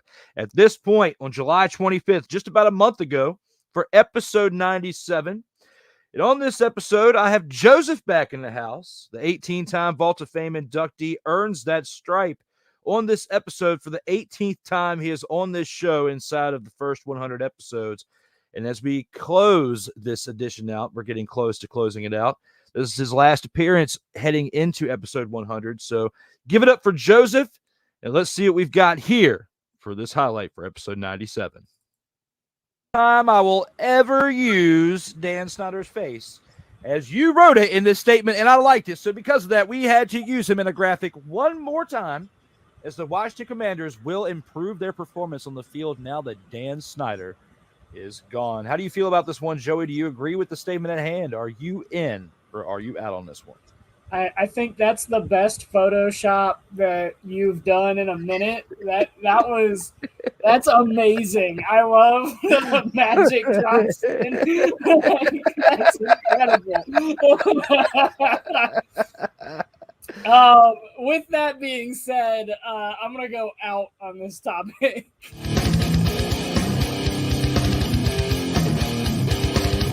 Don't get me wrong, Dan Snyder and his off-the-field antics will help minimize the distractions for the Washington Commanders. However, I do think that the Washington Commanders are still a bad football team. The way that they're built and what this ownership group is inheriting is not good. They don't have a quarterback, or at least a pronounced one. Their defense got torn in shreds almost every single game that they played last season. And then they rank near the bottom in almost every statistical category that there is to have in the National Football League. So, I mean, don't get me wrong. I love that Dan Snyder is gone. And I think that way later down the road, we could be talking about a competitive Commanders team. But if we're talking about this season, I just don't think it's going to happen. I think that there's too much work to do with this roster, and I don't think that you're going to be able to flip it in off season. I think that there's other priorities that they maybe should go towards first, rather than, maybe trying to flip the roster like right this very second. They've got to do something about that stadium. They've got to do something about the fact that the NFL Players Association this year rated the Washington Commanders as the worst team to play for. So there's a lot of work to do, and it's really tough for me to get behind the Washington Commanders. They're such a bad football team. I mean, I know they went 8-8, but I mean, that's a tough division to win in when you've got the Eagles and the Cowgirls to compete with. So I don't know, man. I'm gonna say out for now, but I hope that they prove me wrong. Thank you for finishing with that, Joseph. Like, you've been letting me down this entire take. I disagree with you. I'm in.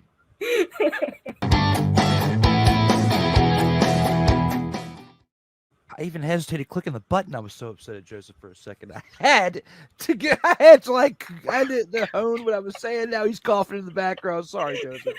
But you're going to sit up here on this Mother, Father, and show that has Washington Commanders' glorious colors and its logos of Sertoba Media. And now with the freshly done In or Out Sports Debate logo, you are going to sit up here and just speak about my team as if they are just garbage. Like they are just hot garbage, the worst team in the league. No, Joseph, they are not the worst team in the league. And yes, you had it close. They were 8-1. They had a tie last year, Joseph. They had a tie. Okay, so it might make it slightly worse in my case. But when I think about everything, they were very close to still winning this division last year. On top of that, without a quarterback, on top of that, there's 3 spots in the wild card, and they almost made history as we almost saw all 4 NFC East teams make the playoffs, because we would have had a division winner and then we would have had all 3 of the other teams make it. But unfortunately, the quarterback dwellings, mainly Ron Rivera making the worst call of putting Carson Wentz in there after sitting out for weeks and not starting Taylor Heineke, who was doing all right. Now, was he doing okay to be considered the starting quarterback this offseason? Maybe not. And that's why he went to Atlanta. But we have someone in the reins who has been waiting for a season, and that being Sam Howell. And now I know some of you, and we talked about in this previous episodes past weeks, give me a hard time talking about because he comes from the ACC and he comes from UNC, and it's not really known for producing high-caliber quarterbacks, which if you read one of my latest articles on MBS Media, bing, you can see exactly what I was talking about when it comes to Sam Howell in this situation right here. If you give him a chance during the offseason, he is a proven leader. He is a proven winner. And he won his lone game that he started last year. Was his numbers immaculate, like what we've seen from Brock Purdy in his debut season last year? No, Joseph, they weren't. But he only had one game to give that opportunity. But when I think about what they've done during this offseason, they've made some moves on both sides of the ball. Not as big of moves as like some teams like maybe the Jets would make to alter their roster, but they have made some moves. With bringing in the new ownership that's going to bring a new spark of life, and you came this close to making the playoffs. If you go this season and you are 9-8, that's still better than 8-1. That still improves their performance on the field. You didn't say anything in this topic about improving their performance where they win a championship this season because Dan Snyder is mother, father, and God. No, you did not say this in this statement, and I read it a couple times just to make sure that's exactly what you were talking about. And what I'm talking about right here is the Washington Commanders will improve their performance because the flow of the locker room is going to be different. The front office is going to be different. The chemistry is going to be there. There's going to be a lot better morale. You've got someone in the name of Irvin Magic Johnson, who is a proven champion wherever he goes. On the court as a basketball player, off the court as an owner, especially when it comes to multiple sports outside of basketball, because he won it with the LA Dodgers just a couple of years ago. So when I think about that with baseball, now it's time for Magic to get a championship in DC with the football team. Is it going to happen this year or next year? No, it is not. Can it happen within the next 10 years when they have a new stadium and they have the money and the backing goes up to where they can afford more talent? They just said the other day that they were proposing to have a new stadium built, a new dome stadium built before 2031. That's still going to be a ways out, and you'll have to make some renovations to FedEx, or they could potentially just go back to RFK and save some money that way, demolish FedEx, sell the property, whatever, because you still own it, and move in a different direction and still build your stadium. And they could tear down FedEx if they wanted to and just build on the same property if they really wanted to and just fix around it. Yes, the Washington Commanders have been a trash team, as they say on Snowman in the Morning and Snowman Multimedia, okay, and what Cole Johnson is, and I love that statement. Yes, they have been trash in several aspects, and especially the front office, how they treated their coworkers, and which is why most of them walked out the door or, left on bad circumstances. When I think about the new regime that's going on now with the sale, with Dan Snyder being gone, the whole, is he going to sell? Is he not going to sell? Though, is he going to change the name? Not going to change the name. But they changed the name sucks. Now you got Magic Johnson potentially talking about how he's going to change it back to a name, or they are going to change it back potentially within the next season. Now, with it being almost the 1st of August, it's too late in the year to do that now. And we learned that the first time around in 2020 when they were formerly known as the REDSKINS, and they had to have the name change, and they couldn't do it to an actual name yet because of trademarking or licensing. They had to do it as just the Washington football team. And that stuck for 2 seasons until they could come up with a legitimate name. Well, unfortunately, they didn't come up with a legitimate name because the name mother father sucks. And now you have Magic Johnson and Josh Harris who are proven leaders in other directions. Has Josh Harris won a championship with the 76ers? No, but he still he still kept a respectable franchise in Philadelphia. When it comes to Magic Johnson, though, wherever he's been a leader, he has proven that he can get the job done. And it might take 5 years. It might take 10 years. But hell, as a fan, let alone somebody who covers the team and writes for them unbiasedly, as you can see, I throw shade at them. I just did with my statements that I just had here where I was throwing shade on the name. I was throwing shade on old Danny Boy, and I was throwing shade on, yes, they have been trashed on the field at times, Joseph. But when you have a chance in weeks 16 and 17 and 18 in the season, well, more so in weeks 15, 16, by that point, when going into 17, they were out of it by 18. So when you're still in the mix towards the latter part of the season, and you were just this close, and Sam Howell was your winning quarterback for your last win, I have to give them the edge here when it comes to improving their performance. But in your statement, you did not say anything about going to the playoffs or winning the Super Bowl. I had to get a close-up on Joseph's face as I was saying it because of the statement at hand. No, you're right. I worded it that way on purpose. I still don't think that they're going to be better than 8-1 this year. Well, now you throw the one in there. Okay. That's because you corrected me. Okay. But as someone who watched ACC football pretty religiously, especially when Sam Howell was playing, I don't like Sam Howell as a quarterback. I don't. And I don't know that anything is going to convince me that he can be, especially in big games, because, the big game that I got to see him play in person was the opening night game when North Carolina was ranked number 10 and they went into Blacksburg, and Virginia Tech's defense, who, keep in mind, went on to lose a crap load of games that season, absolutely torched Sam Howell, because Virginia Tech ended up losing I think it was like six or seven games that season. So, I don't know. There's just nothing that'll convince me that Sam Howell could be an NFL level quarterback. He hasn't done it yet, and I don't think he's going to. That's a big problem for me. And when you have a guy like Taylor Heineke, who's at least a solid quarterback, who, your coach, even though he's proven that he's a solid quarterback, decides, oh, you know what? Forget it. We don't even care that you've been playing good. We're going to put in the terrible quarterback. He's not terrible, Joseph. He won the damn game. Carson Wentz didn't. Carson Wentz would not have been able to do what Sam Howell did against the Cowboys. He proved it when they put him back in there and he lost and got him kicked out of the playoff contention. I agree with that. But originally he put Carson Wentz in. So to me, that doesn't put a lot of faith in me in Ron Rivera. I don't have a lot of faith for that because of the fact that he can't decide who his quarterback's going to be when he had a proven starter who can at least be competitive. And that's the part for me that really doesn't lead me to believe that their on-field performance is going to be better because your head coach didn't change. Because at the end of the day, is Ron Rivera really your destiny when it comes to winning a Super Bowl? Do you really look at Ron Rivera and see a Super Bowl caliber coach? And at the end of the day, I don't.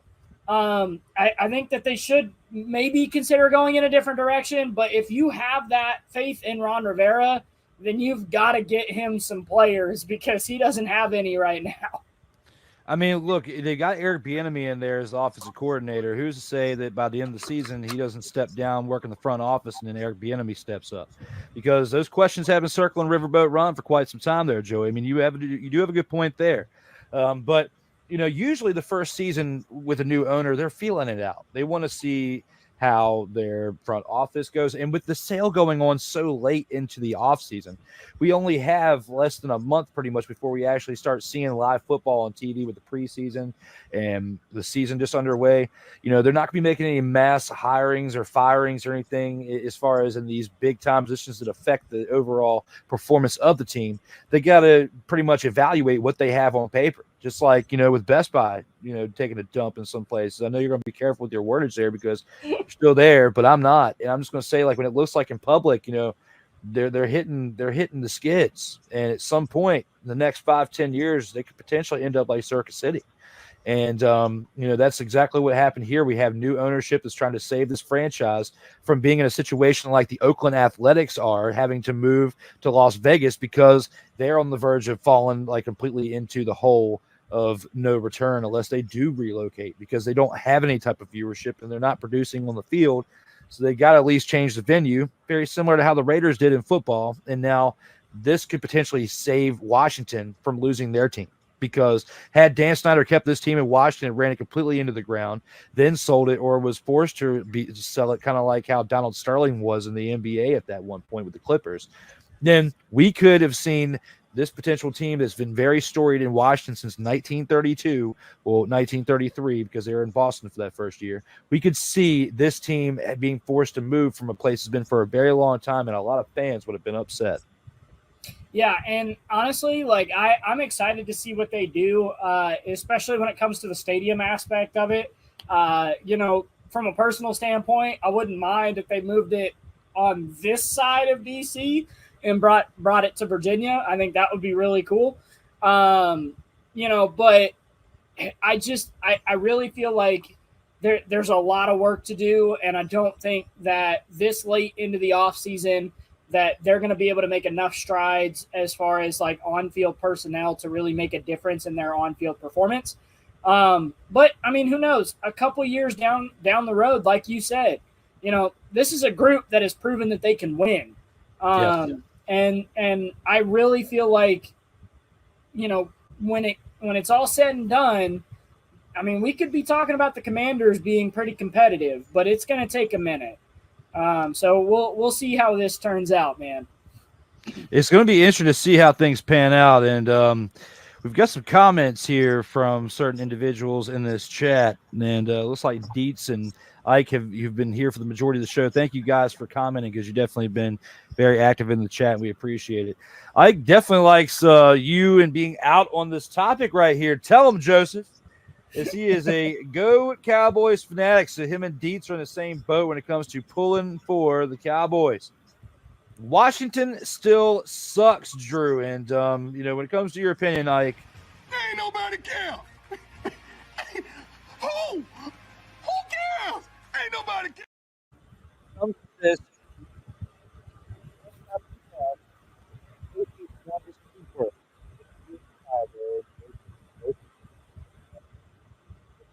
You can't handle the truth. They aren't the worst team in the NFL. They don't completely suck. Let's see. No, that belongs to my Carolina Panthers. They made some moves during the offseason, though. You got a new head coach over there. You never know. They could turn some things around. You got Adam Thielen over there as a wide receiver, too. You actually got a reliable target you could throw to with veteran experience in the slot. He could help you out.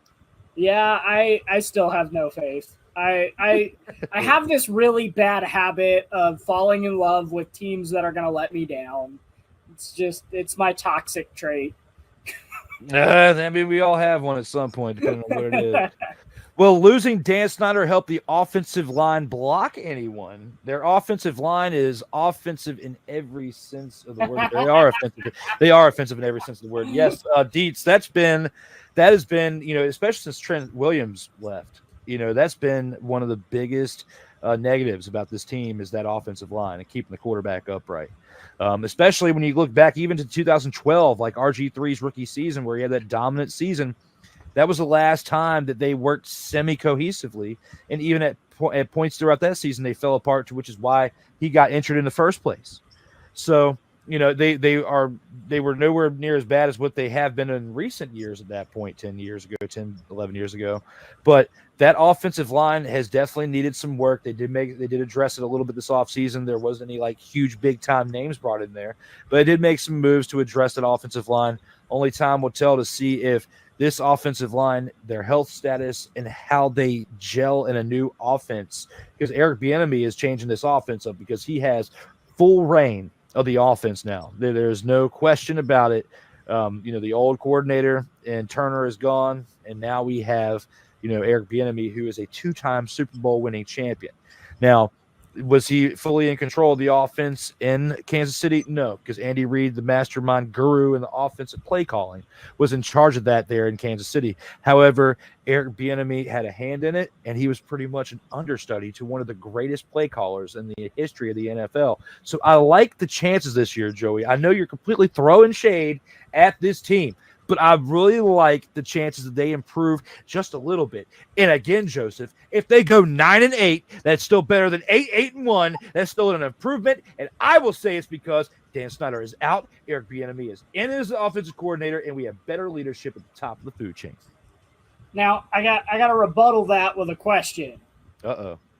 Do you think that their season is successful if they finish 8-1 again? If they finish the exact same, their season's successful. No, it's the same as last year, what you did with old Dan Snyder and the hogwash going on in the background. No, it's not a success. It's the same mediocre finish. But if that one tie turns into a victory and they go 9-8, that's an improvement. If they go 8-9, that's backwards. Because it's one more loss. And they have to at least finish 9-8 to be improved. And honestly, I'd love for them to do better than that. I'd love for them to be 11-6, at least. And then that you are no question going to get into the playoffs at that point and can, see what you can do. Will they make any noise in the first round if that happens? Maybe not. But just getting to the playoffs with the new ownership in the first year would be a huge improvement. Going 9-8 would also be a huge improvement. But if you are 8-1 or worse, definitely not an improvement from what you have from the past season or beyond.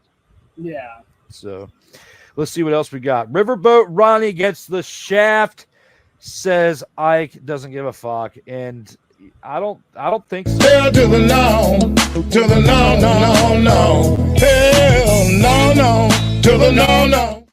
I think if anything, they play a little bit better, maybe just a little bit better, and it's not good enough for the front office. And they make the suggestion because of his contributions to the team. Ron Rivera was part of what the name change was to the Commanders, so at least help them get out of that black hole of what was the Washington football team.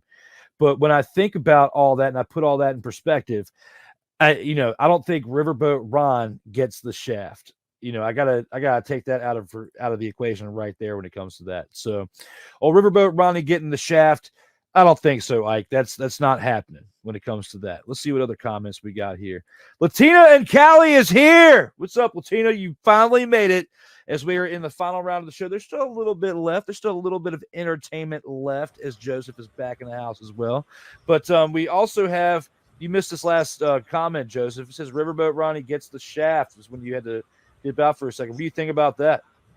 Dude, I wouldn't be upset if it happened. I just don't have any confidence in him, and that's my biggest thing. Is like I really feel like you need to be in a position with your head coach that he's making the decisions that are right for the football team.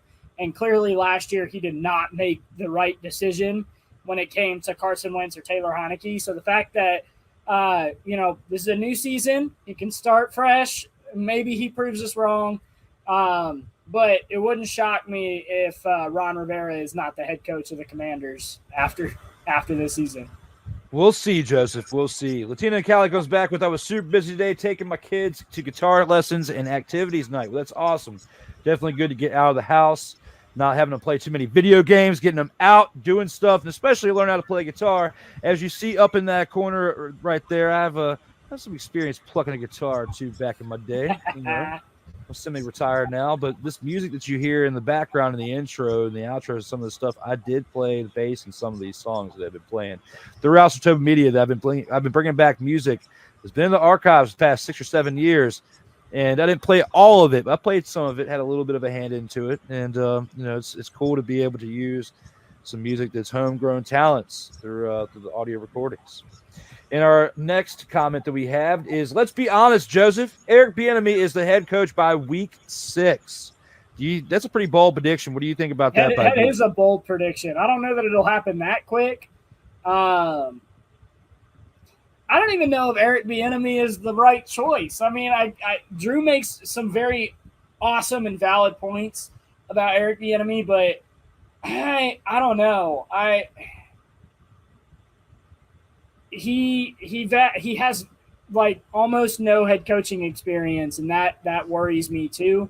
But who knows? We'll see what happens. Absolutely. Lieutenant Cali comes back with super with the cool emoji, super cool emoji. And then we have Ike doesn't give a fuck coming back with another comment. Screw Bieniemy, he gets fired too, Deets. Says Ike doesn't give a fuck. Well, you know what, Ike? Let me talk to you. Ike, I have just about had it on this episode when it comes to you misspelling Deets' name, for one. Think of the name Diet, okay? The word diet. And put a Z on the end. That's all it is. That's how you spell Deets. That's one. Two, you gotta stop with trolls comments sometimes because I just want to tell you. Would you please shut the hell up? Because when you are watching this show and you've got to look at the overall production from start to middle to mother, father, and finish. I am the game. And I am that damn good. And if you have a problem with that, you can come up with your own podcast. I'll tune in. As long as you don't make it during a time where I have my show, I will tune in and I will let you know just how great you are at your show. Other than that, you stay out of it and stop misspelling Deets. Had to have a little fun there at the end, just messing with Ike. Ike, thanks for the trollish participation throughout the show. Thank you all for the participation throughout the show in the comments. We definitely appreciate it. Oh, yeah. Sertoba Media, where the struggle is real to be awesome.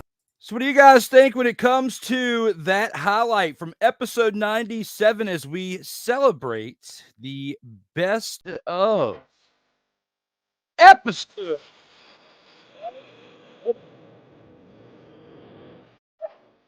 Background and music to set the tone. As we go through the highlights, and now we go through the comments. Here in the chat, it started off. We got Victor Lockup in here. Yes, we do. We're going to acknowledge you guys here in just a second. Wise, definitely with the last clip, says, "What's up, Mr. Disrespectful?" My man, Wise LFA. Joseph was letting me down this whole time with the laughing emojis. Yes, Joseph was definitely letting us down at points. You should go to a real restaurant and get a steak sandwich because I don't like In-N-Out. It sucks, laugh out loud, says Latina. Well, we're going to have to make that judgment call ourselves as we decide to go to In-N-Out Burger at some point in our lifetime. And there we go with that theme song. Had to throw that in there for a little bit of colorful take here as we're celebrating the best of episodes 91 through 100. We are live. It's 9:02 p.m. Eastern time here on August 29th. Thank you for tuning in. It looks like Ike says that was great when it comes to Joseph was letting me down this whole time, that take that I had there on that highlight. Tell him, Joseph. Yep, I was telling him to tell him, Joseph, in that clip. My stance remains the same, talking about my team, the formerly known as the REDSKINS. Yeah, Carolina is horrid. Yes, Vic. And Vic is given a lot of great takes there on Snowman in the Morning. A plug for you guys to definitely check out on Snowman Multimedia, my one half sensei. And definitely when we were talking about that, speaking of that, this is a good point in the show to acknowledge that. Make sure you go check out episode 35 from earlier today, where the Sports Senseis paid homage to Terry Funk and Bray Wyatt. We did that earlier today on episode 35. You can check it out on either Snowman Multimedia or on Sertoba Media, this channel that you're watching currently right now for this show. You can see that episode from earlier today. Now, guys, going back to the comments when it comes to this take on this current episode, Ike is hype. Vic is in the house. So am I. Glad to see Vic in the house. Drew will acknowledge us after this clip, and I actually did in the comments here, and they say what's up to each other. And I even said, "What's up, Vic-a-la?" And then we had myself even acknowledging the fact that I'll be back on after this highlight.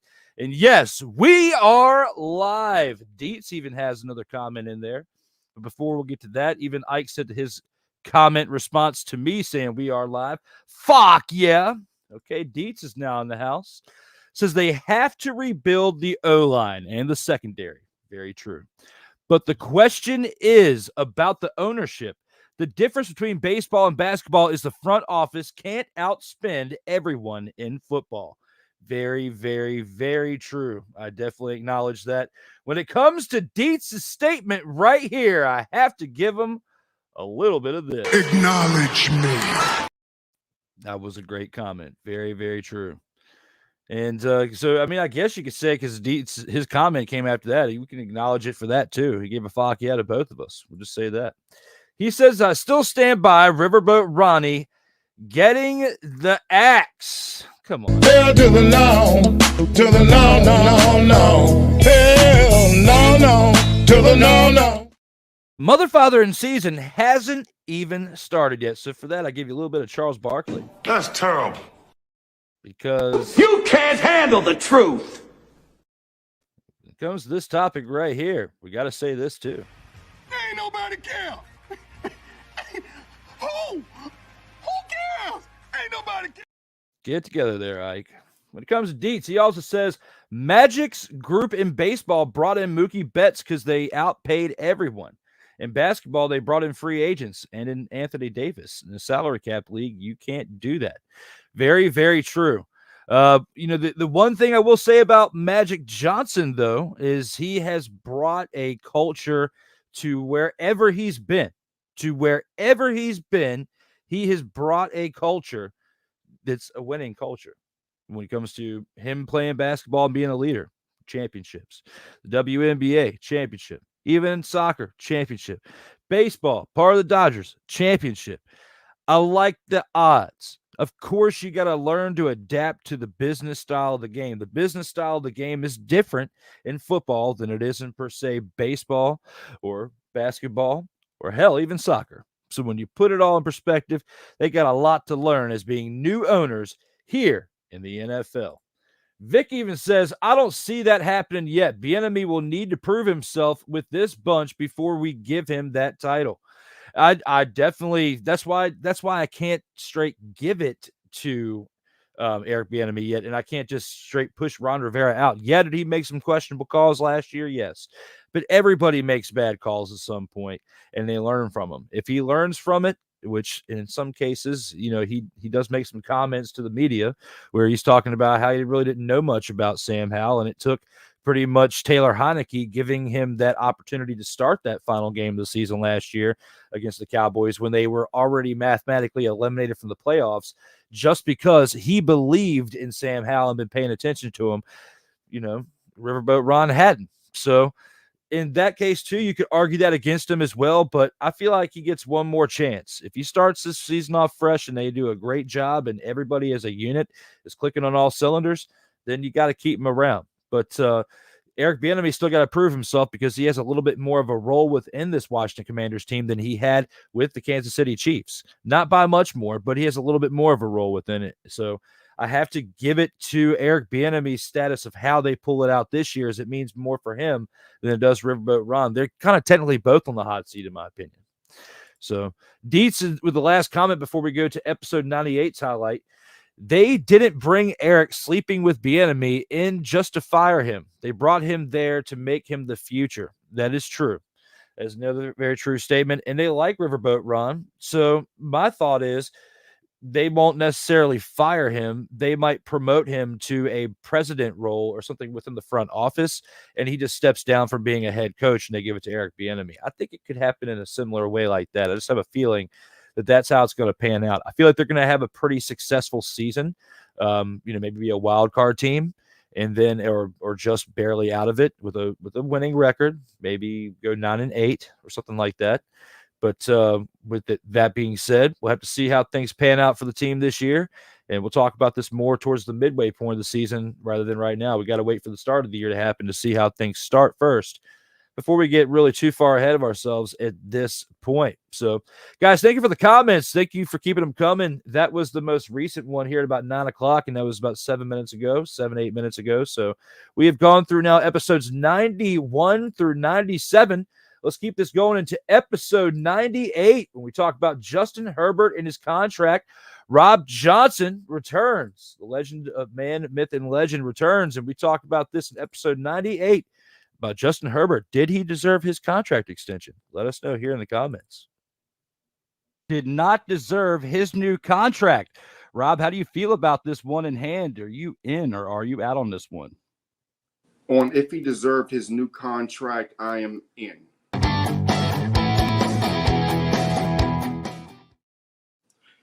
For those of you also looking, Rob Johnson Sports Show, episode 18, that comes on tonight at 11:20. That's a little quick promotion. Let me say this about Justin Herbert as well.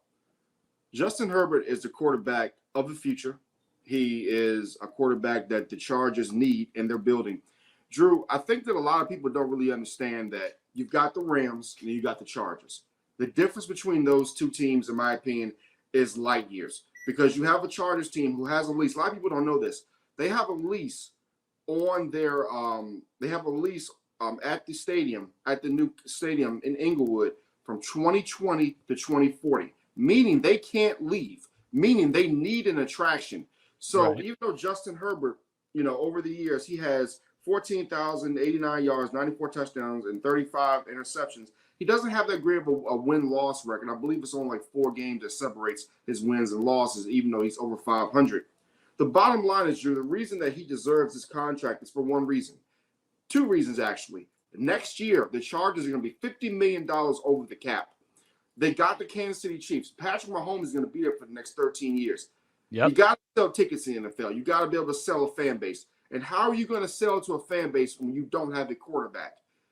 They're going to be, like I said, at that stadium until 2040. They have to have a quarterback that they can sell those fans. And if you don't have a Justin Herbert, then the experience of the Chargers is going to be even worse than it already is. Because, again, they are the stepchild of Los Angeles. They are the New York Jets of Los Angeles. That may change this year. But from a marketing standpoint, you have got to have Justin Herbert, because if you don't, you may not even fill the seats at that stadium, which is already hard for the Chargers to fill.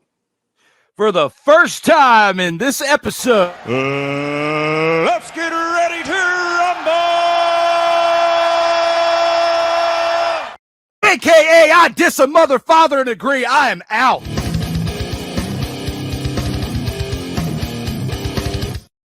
Ladies and gentlemen, let me talk to you. When it comes to this topic right here, and Justin Herbert, I have said it in several episodes of the past on this flagship show of the Sertoba Media Network. When it comes to that, and it comes to any quarterback that was born in 1998 or later, I do not trust you. Now, Patrick Mahomes was born in 1995. Pat Mahomes has proven that he is a legend, as he has won 2 Super Bowls and is MVP numerous times as well, and is a growing legend within this era of football. Justin Herbert's been okay. But as I said, Justin Herbert was born in 1998.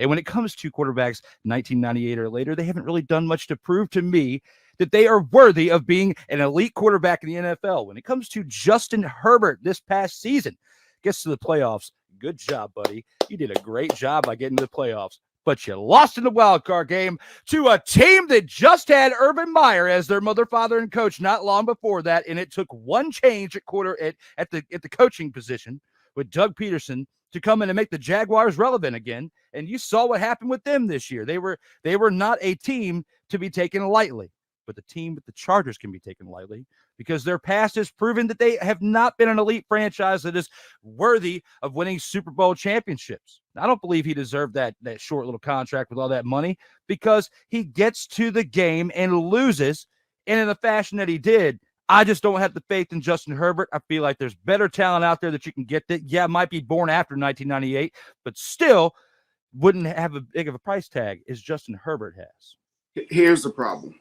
Here's the problem with this question. This is a loaded question. I personally would say out, but the problem is, Drew, who in the world would you get? Answer that for me. Who would you get to actually market that team? That team is in the Los Angeles market. We know how hard it is to play football in Los Angeles. Who do you have? I mean, he's got the look, he's got the the image for it. The thing that I don't like about Justin Herbert is going back to Oregon. Did you see his games at Oregon? Let me ask you that. Did you see his games at Oregon? No. Okay, go back to his games at Oregon. The same kind of mellow look he has now. Oh, okay, I'm just here. I'm talented. That's how I was at Oregon. That's why he's this type of quarterback. And you're right, Drew. I'm so glad you brought that point up. You brought up a great point. Remind the people, Drew, how many points the Chargers were about. Remind them. I forget the exact total off the top of my head, but I know the game ended 31-30, and I know that they should have won that game. I just don't remember the exact number off the top of my head. Well, I'm glad you don't remember, because if I tell you, your head's gonna blow. It was 27-0. I knew there was a big. I didn't remember that it was 27-0. I thought it was like 27-7 or something like that, but I didn't know it was 27-0. 27-0. He ended up throwing the ball. He ended up throwing the football 43 times when he didn't even have to throw it that many times. Oh, it's kind of like when the Atlanta Falcons could have just kneeled the rest of the game and won that Super Bowl. Very similar situation, yeah. But, and I know we're getting a little off topic here, but that starting with that Super Bowl, with that playoff game, that's the biggest reason why the devaluing of running backs has happened. Because coaches want to be heroes. Speaking of heroes, Justin Herbert, he plays hero ball. However, here's the thing, Drew. He has the look again. He has the marketability. But you know what his record is? 25-24. Now, I know guys like Dak. I know guys like Aaron Rodgers. Aaron Rodgers is a Hall of Famer. He's way better than Dak Prescott. But you got a lot of guys they talk about, they criticize. Could you imagine if some of these quarterbacks had a 25-24 record? And Drew, let's not act like the Chargers don't have talent, sir.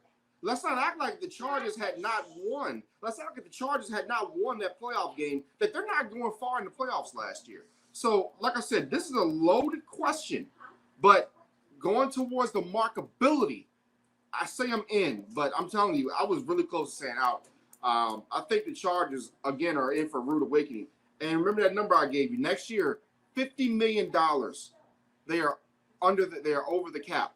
So they're going to lose players. So we're going to see how great Justin Herbert really is. No, you make some great points with that too, and I was kind of back and forth on it, but I still have not given up on my take of any quarterback born 1998 or later, because when it comes to the talent pool that have come from that, I'm just not high on them yet. But before we go to the next round, because this is one thing I've got to tell you in the green room, we've been acknowledging the comments throughout the show instead of taking long breaks in between with the middle and the end to acknowledge all the comments. And Ike is in the house, says, "Yo, episode 98, Rob is back." Says, "Let's go." We also have Mickey Delaney in the house from Facebook saying, "Hi, Drew Willingham. Hi, Rob Johnson. How are you both?" Well, for myself, Mick, I'm doing pretty great today. How about you? Kicking butt as usual.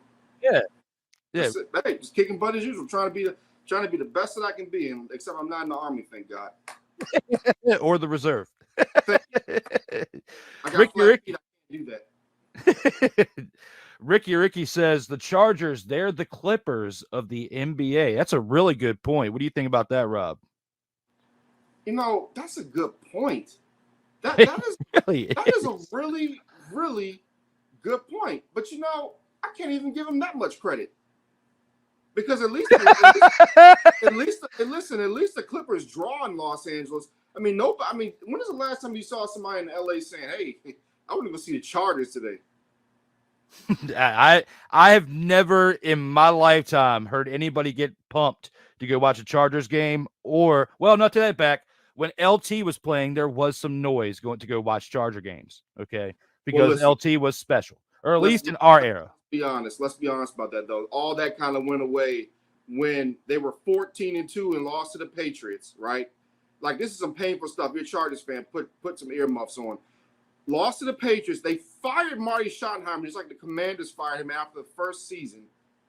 In their AFC Championship game where they were playing against the Patriots, LT is on the sideline with his helmet on, looking like a Power Ranger, and Phillip Rivers is playing on the field with a torn ACL, trying his hardest to get to the Super Bowl.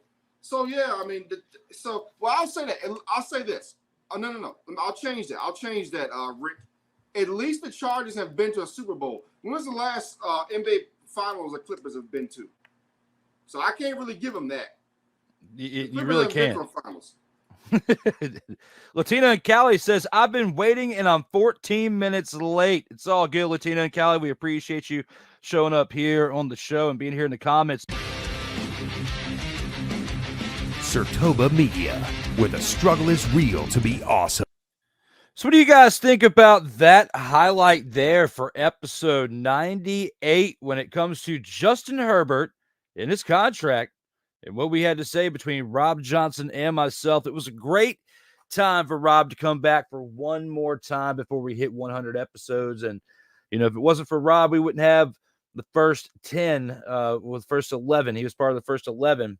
And I created the concept, but it was Rob that was with me throughout those first 11 episodes that helped deliver my confidence, along with the product that I'd set out for the foundation. And we did something great. And, Rob been here, so many times now. We've got the leaderboard right here. I can actually show you this. This is a leaderboard that was effective after the last episode 100. And Rob's been here 15 times. Joey 18 times, and all these people contributed to make this to what this show is at this point. Now we've gone through episode 98, and we'll look at the comments that we got for that before we go to episode 99 with Wise El Jefe. But for episode 90, whoa, Ike, you had some wild things to say out this. Victor Locke in the house too. And Victor Locke says, I don't see that happening yet. Bieniemy will need to really prove himself with this bunch before we give him that title. Very, very true statement, Vic. That goes along with the lines of what I said, rounding out from that last highlight there that we were talking about, the formerly known as the REDSKINS. When it comes to this team and Deet saying this as well, they didn't bring Eric sleeping with Bieniemy in just to fire him. They brought him there to make him the future, he says. Yep. I mean, we definitely did cover that as well, that last take as well. So my bad, I brought that up a little too soon. But Ike doesn't give a fuck, says Justin Sherbert, I guess is what he meant, but he put Justin Herbert, but he put just Sherbert. Didn't deserve it. Trash quarterback. When it comes to your speaking of the native English language there, Ike. English, motherfucker, do you speak it? Because your take on this is... That's terrible. And this as well. Ain't nobody care. Who cares? Ain't nobody care. So would you please shut the hell up? Back to the comments before we see Wise El Jefe. Dis a mother, father, and agree. Yes, that was a word that I came up with on the fly for that last clip in episode 98's highlight. Yes, there's just some stuff to come with on the fly. Got to come ready, packing the heat. You should have been in. Yes, and that's the thing I wanted to actually touch up on this before we went to the episode 99 highlight. I made a mistake in that last highlight. I'm going to own it, okay? I looked at the statement, and I went out when I should have been in and agreed with the way it was worded. But you could tell with the passion of what I was saying, you knew what I meant. Just made a mistake, picked the wrong one. It happens, though. I've been on 100 episodes. Of course, I'm going to make a mother, father, and mistake at some point. Not perfect, but hey, we're acknowledging here in the best of episodes edition, and we're having a great time as we're celebrating episodes 91 through 100 tonight and getting ready for the big announcement that I have at the end of this episode. Deet says, Vic, you know this as well as I do. Of course, we know Deets has a lot to say. Kellen Moore will find a way to destroy Justin Herbert's progression and add in the worst head coach in football in Brandon Staley. Not a good recipe. Very, very true. Toxic recipes are never a great recipe for success. Absolutely agree, Deets, says Victor Locke. The notebook following analytics will always fail when you have no guts to call the right situational play against what the book says. Staley will cost them more games than he wins them at all.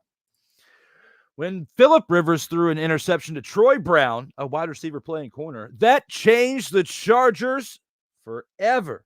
It really did. Victor Locke says, and Staley doesn't learn from his mistakes. Very true. Simple and to the point. I love it, Vic. Thank you for your participation, as well as Deets.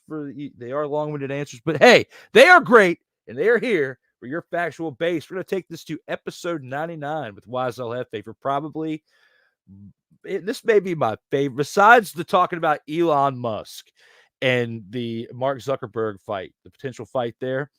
I think this was probably my favorite highlight of the entire 91 through 100 series of this one. And potentially, I would say in the top 5 of all 100. This is how good this highlight is.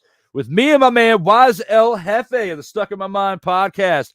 a man, myth, and legend. One of my brothers out here in these streets doing great things when it comes to the podcasting world. Look forward to doing this again with him at some point in the future, as 101 will be here soon. And I'll tell you once we get past the 100 highlight as well. But let's take it to episode 99 in this highlight. 2. And here for round 2, the Daniel Jones will continue to improve and have an elite year at quarterback for the New York Giants. How do you feel about this one, Wise? Are you in or are you out? I'm in. And the reason I'm in is they've added so many different weapons now to Daniel Jones. Like last year, they're gonna talk about, he only threw 15 touchdown passes. Okay. If I would have had that receiving core, I would have probably thrown 15 touchdown passes too. That receiving core was horrible. But now you add Darren Waller, when healthy, one if not one of the top 3 tight ends in the NFL. Yep. You go and add Jalen Hyatt in the draft, who against Alabama scored 5 touchdowns. You go get him in the 3rd round. You get a shutdown corner in the 1st round in Deonte Banks, 6'3", phenomenal speed, got everything you need in a corner, and especially in the defense Wink wants to play. You get the center, if not the best center in the draft, in the 2nd round to help improve your line. You add Paris Campbell from the Colts. You add Aaron Gray from Oklahoma in the draft pick, a 4th round pick. They've filled the needs. One of the biggest ones was getting Bobby Okereke from the Colts. That helps solidify that linebacking core for us. But I really think they've helped the offense with the moves they've done to open it up for year 2. Daniel Jones is going to be opening up that playbook more. Call me crazy, but Dable he is a phenomenal coach. We've seen what he did with Josh Allen.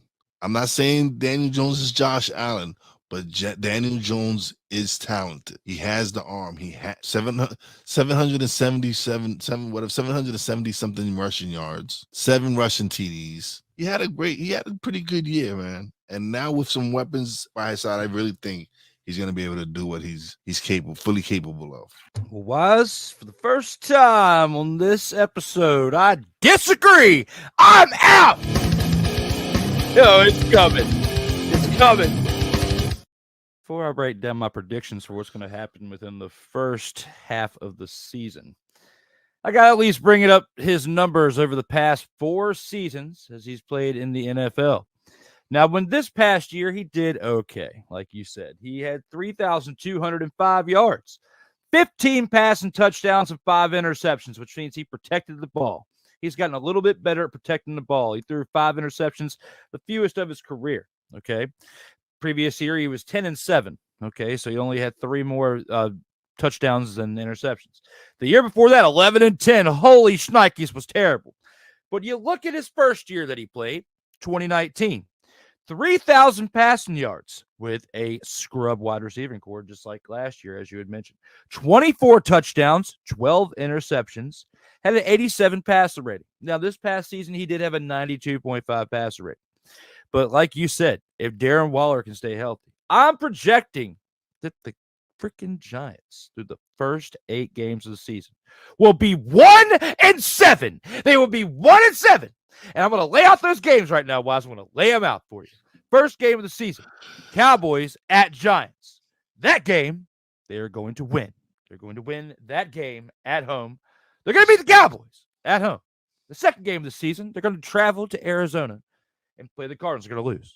The third game of the season, they're going to travel to San Francisco. They're going to lose. The fourth game of the season, they're going to hold the Seahawks at home, who are coming. And they are going to lose there for a third straight game. Then they're going to travel to Miami, a team that if Tua is healthy, and what they built around him, they got Tyreek Hill as well. They're going to lose there too. So that'll be 1-4 at that point. Then you go to Buffalo. And Buffalo and the team that they've built, of course, look at what they've done over the past few years. They're going to go to Buffalo, and they're going to lose too.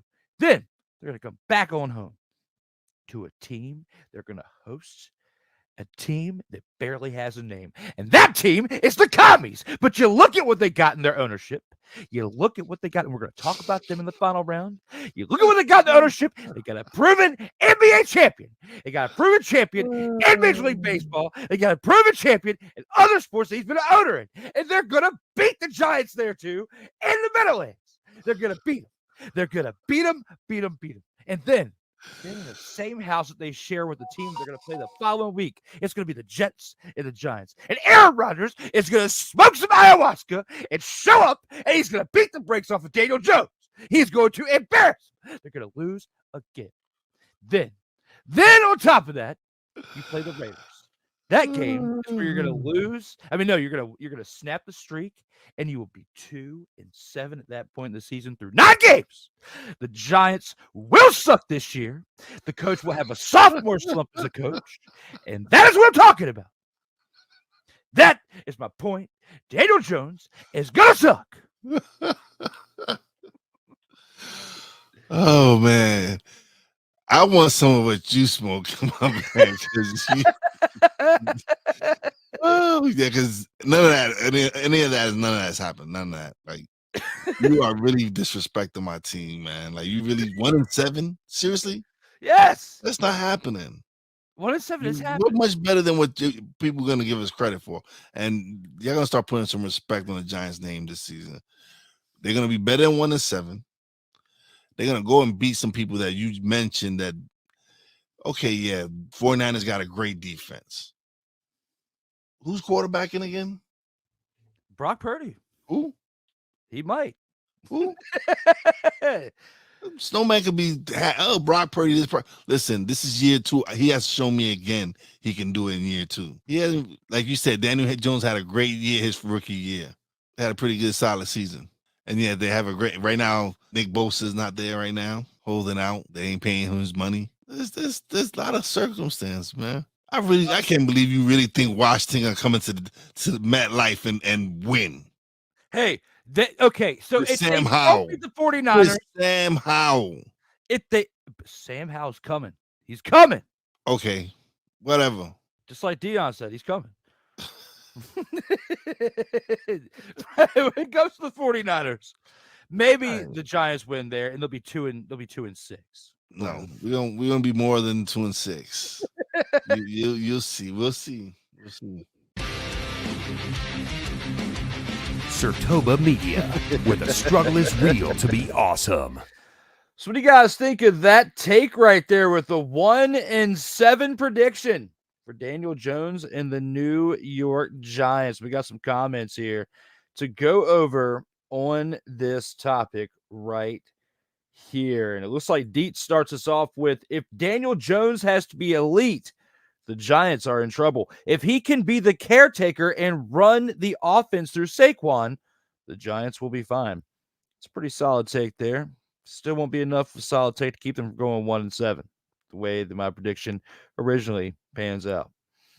Wise is hilarious, and especially when he's talking about New York. Yes, he definitely is. That's why I had to. A part of this, I did this to egg him on a little bit, just to be a little bit of funny for this take, just to be real. But you saw his reaction. It was definitely a great one for episode 99. 1-7 with the laughing emojis. Yes, that was my take when it came to this particular take in episode 99. Brian Daboll will not allow Daniel Jones to be considered elite because he knows running the football is how the Giants will win. Facts. Very good take on that, Deets. Very, very true. 0-7 after a win. Hey, that was my prediction at that time with Wise El Jefe. Your tone changes are legendary. Well, if you're not trying to kiss my rear end there, Ike, for part of your wild, outlandish comments earlier in this edition and other shows we have, then if it's a true statement other than that, then I appreciate it. So disrespectful, says Wise. Laugh out loud. Yes, he does. He is definitely upset. I wouldn't say upset, but he's definitely not taken too kindly to my comments when it came to the prediction of his team for the first 8 games of the season. Aaron Rodgers is going to smoke some ayahuasca and show up to decimate the Giants, Get the fuck out of here, says Ike, because that's his Giants right there. Hey, Ike, that's just my take. This is how I feel when it comes to their start to the season when discussing it with Wise El Jefe. Our Giants ain't going out like that, Wise, says Ike. That's how he feels, and I disagree with it. We agree to disagree when it comes to this situation. There, Ike, this is how it is. And Victor Locke a minute ago says, this started Wise just swinging at anyone who has anything to say about the Giants. Very true. Very true. That's why, I had to come in there with the heat just to mess around and, elevate the situation when it came to talking about this team with my man at Wise El Jefe. But, guys, we got one more great highlight, and that is when we get to episode 100. And that was earlier this month. This previous episode 99 was on August 1st. This episode 100 was on August 7th. So, just a day shy of 3 weeks ago. It was 3 weeks and a day. It was 3 weeks ago yesterday that we hit it on August 7th. It was supposed to be a trios episode with Kyle Nash, myself, and the Snowman, but unfortunately, an unexpected emergency with Snowman. He couldn't make it, and we had to do it alone with just me and Kyle. And luckily, I had planned for a plan B in the event that happened. So I had all the graphics and everything ready to rock and roll for me and Kyle. So with this one, when it comes to episode 100, we go back to talking about the Washington Commanders. And with this, should they reconsider going back to the old name, the formerly known as the REDSKINS, in this final highlight that we go over in this best of episodes 91 through 100, in the first 10 episodes or the first 10 editions of the best of series, now 1 through 100. This will be our final clip that we go through in this current rendition of this. That'll be when we talk about this highlight from episode 100. Enjoy, and I'll see you at the very end of the highlight to acknowledge your comments. They should reconsider their stance on the potential of changing back to the previous name. How do you feel about this one at hand right here, Kyle? Do you agree with the statement? Are you in or are you out on this one? I'm not even dancing here. I am in. Listen, folks, anybody who's listened to me here on an In or Out Sports Debate, on the Student of the Game, on the Huddle Up podcast, on the Earnestly Speaking podcast, on the 3-Point Conversion podcast, on basically any flipping thing, any mother-fathering thing I'm on that mentions Drew's Washington football team, I have referred to them as the Red Tails. I'm sorry, Commanders. Even listen, guys. All right, I'm gonna say it again. I had to go on the Student of the Game and reteach the Big 12 fans because the national media has gotten it wrong on why UCF's national championship isn't declared. Okay. If you don't know, just go ahead and look at the Student of the Game Facebook page. I explain it very nicely. Again, I'm going to explain this point very nicely. Again, Drew Willingham, it is the perfect way to turn the REDSKINS concept on its very head. Sure, I get the Commanders are a thing because you are in the nation's capital and you're paying tribute to the military, which you absolutely should. Freedoms do not exist that we have without the military throughout history doing what it is that needs to be done. And, let's put it this way. I have family and friends that have both served, and I am grateful and thankful for their service with all of that. Moreover, and additionally, to pay tribute specifically to the Tuskegee Airmen by calling them the Red Tails. You took a name that was previously referred to as racist and pay tribute to our military as well as people of color that served in the same. What a way to flip what has been deemed as such a failing of a name than to do exactly that by bringing in what could be argued is the polar opposite of what you've done. I won't even get into the marketing concept because, hey, another logo is a lot of money that gets sold as people want the new stuff. And you have an opportunity to make a completely badass logo based on Air Force stuff. Bruh. Okay. If you F that up, I can't motherfathering help you. Okay. If anybody disagrees with this, Bullwinkle will be all over it, and I don't mean the moose, Drew. Oh, you're absolutely right. Hell to the no, to the no, no, no, no. Hell no, no, to the no, no.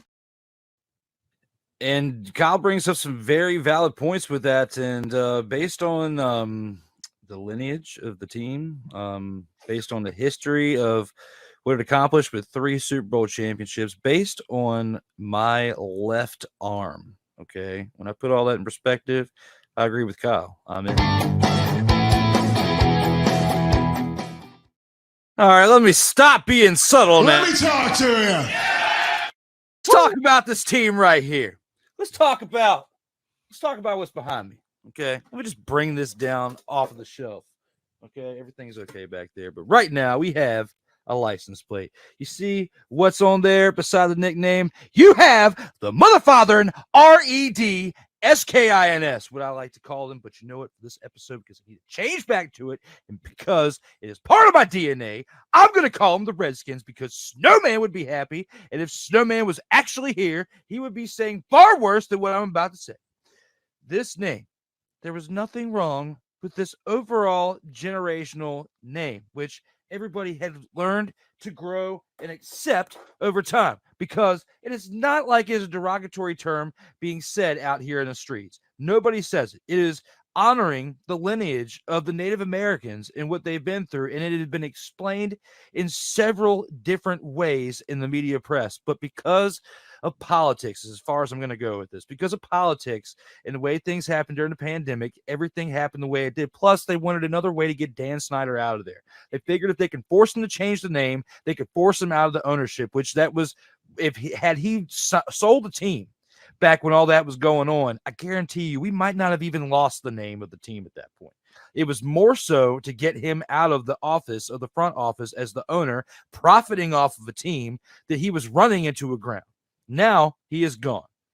Got some real owners in there now. Got some real leadership, as we got Irvin Magic Johnson part of this whole thing, who is a proven winner no matter where he goes because of his mindset and the culture that he establishes in and out of the locker room, in the front office, with his business partners, no matter what he's doing when it comes to business and sports entertainment all in together. He has proven it. He is a proven commodity and will do positive things for the Washington Commanders, the football team, whatever you want to mother, father, and call them. If you go back to being called the Redskins, that's cool. I will love it. Will I lose any sleep if they don't go back to it? No, because I'm still going to be a fan of the team regardless. I just want you to change the name something better than Commanders, because I have to call you the Commies for short, because it just feels better. It feels right, and it's more entertaining for the fan base out there when they're actually watching the content and seeing what's happening out here in these streets when it comes to the Washington Commanders. But right now, can I live with it? Yes. If they don't go back to being called the Redskins, I would love for it, just like the rest of the fans or anybody else covering the team who would be excited for it to go back to a legitimate, established name for nearly 10 decades. So when I put all that in perspective, I got to go back with agreeing with Kyle. I'm in. No, hey, listen, that's a great drop. And I think, and you mentioned, you aren't the first that I've heard mention the name going back to Redskins, eventually to a good friend of mine on the 3-point conversion. Cortland Griffin has suggested the same may happen. But riddle me this, Drew Willingham, pit crew Drew, as you make repairs on the fly. Okay. How would it look if you have a minority owner stepping in and a name that's deemed, and I'm wording it this way purposely, a name that's deemed allegedly racially insensitive is the name they go back to under that minority leadership? Now, if he felt that way, if he genuinely felt that way when they were having their ownership conference for the change of hands, change of power ownership conference, the first conference they had, would he, along with Josh Harris, say the name Redskins as many times as they did? Because if you go back and actually watch that conference from the beginning to end, when they were speaking, and they spoke multiple times, answered several different questions, and the amount of time that even Magic Johnson said the word Redskins definitely opened up some eyes to people here in the Washington D.C., DMV area in Virginia and all that stuff too. It is widely spoken about over the course of the past couple of weeks. I wouldn't be bringing it up if it wasn't something that wasn't unnoticed.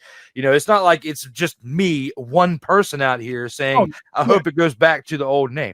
Right. Yeah, I'm just telling you, if it does, cool. Like, you know, if not, I have a relic on my arm and we'll celebrate it as I do have part Native American in me as well. So I'm just saying, DNA wise, you know, you call me whatever you want, but I'm not a double standard because it's honoring the heritage. It's honoring a team that I was covering or being a fan and supporting of for over 30 some years, for 35 years nearly until the name changed. So when I put all that together, that's just my take on it.